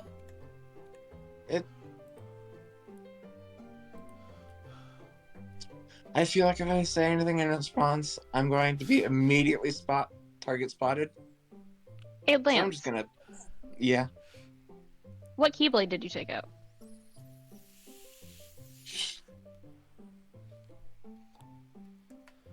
Hold on, I've got the list of keyblades somewhere. What was your instinctive one? Just Did the you take copy out keyblade. Just the copy? Okay. Yeah. Did you swing it full force? Not full force, but not like minimal force either. Kind of like just moderate amount of force. A solid bop. Yeah.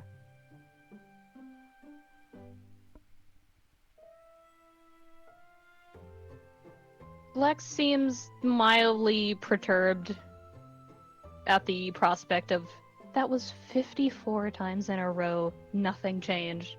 Help. You know what they say, 55th time's the charm. No, they don't say that, Lance. I do.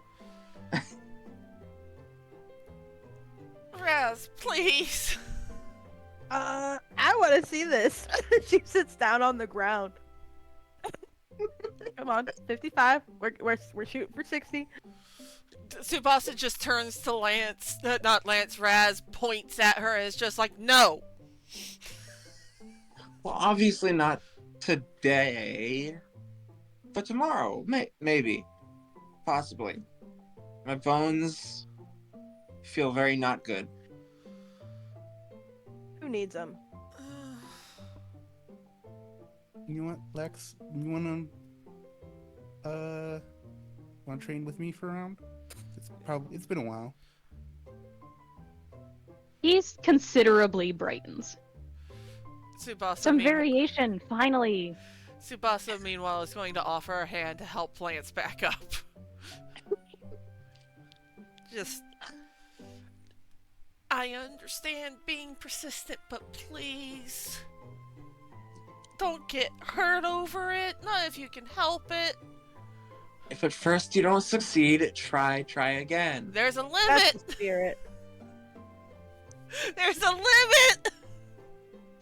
And I'll find that limit. Tsubasa Yeah, now I- looking over at Arthur and Lex, the people he considers the most sane in this entire group, with the help me look on his face now. That's a choice. Razz. Yes. Yeah, Arthur is sane, considering he's the one who approached the world's biggest villain and said, "What's up, my motherfucker?" Like, I did say that they were completely sane, just the sanest in the room. yeah, okay. Razz. Yes. As everybody is talking, you hear the familiar paw steps of Toro approaching you. Oh yeah. Oh yes. Oh yeah. That's in character. Come here. Come here, sweet baby. And just flops across your lap. You are now trapped. Oh yeah. That's exactly where she wants to be. Are you ready for this? Are you ready to watch this go down? Echo.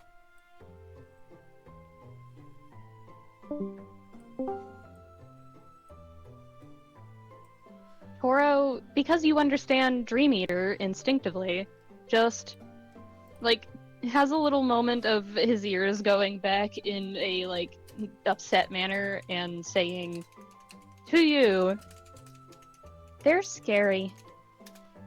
My master is Oh. scary."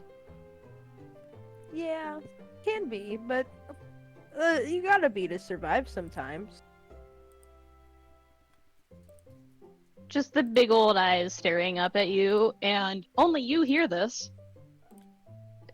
Aster, you get the feeling of confusion from the Dream Eater, but Razz, you hear the direct and soft statement of, "What's the point of surviving if you don't get to live?" Well, you get to live as long as you're scary enough to get the people who don't want you to live to leave you alone. One day you'll be scary too, and then we can all be peaceful. Scary doesn't mean you have to use it. They're like scary recreationally. Just flops even further onto your lap and just huff. Ear scritch.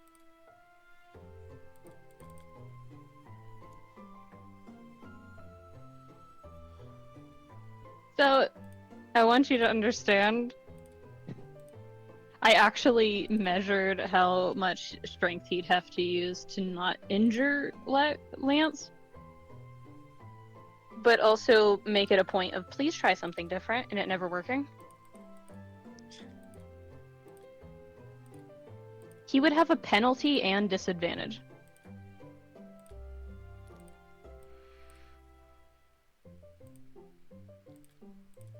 And he still hit every time, to put that in perspective.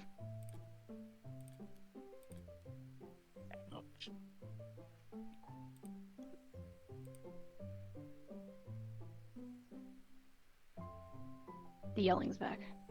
Yeah. But yeah, we can technically leave off on the group kind of having a moment of watching two, I won't say veterans, because that's mean. True, but mean. I'd say Of, competent. yeah, competent fighters train. And realizing that they were trained well. Realizing that they're on a different level than them. Mm-hmm. They're built different. Sometimes. One's significantly better than the other. He's still pretty good. Yeah, I think we can end there, because otherwise I'm going to get huffy at my parents. Alright.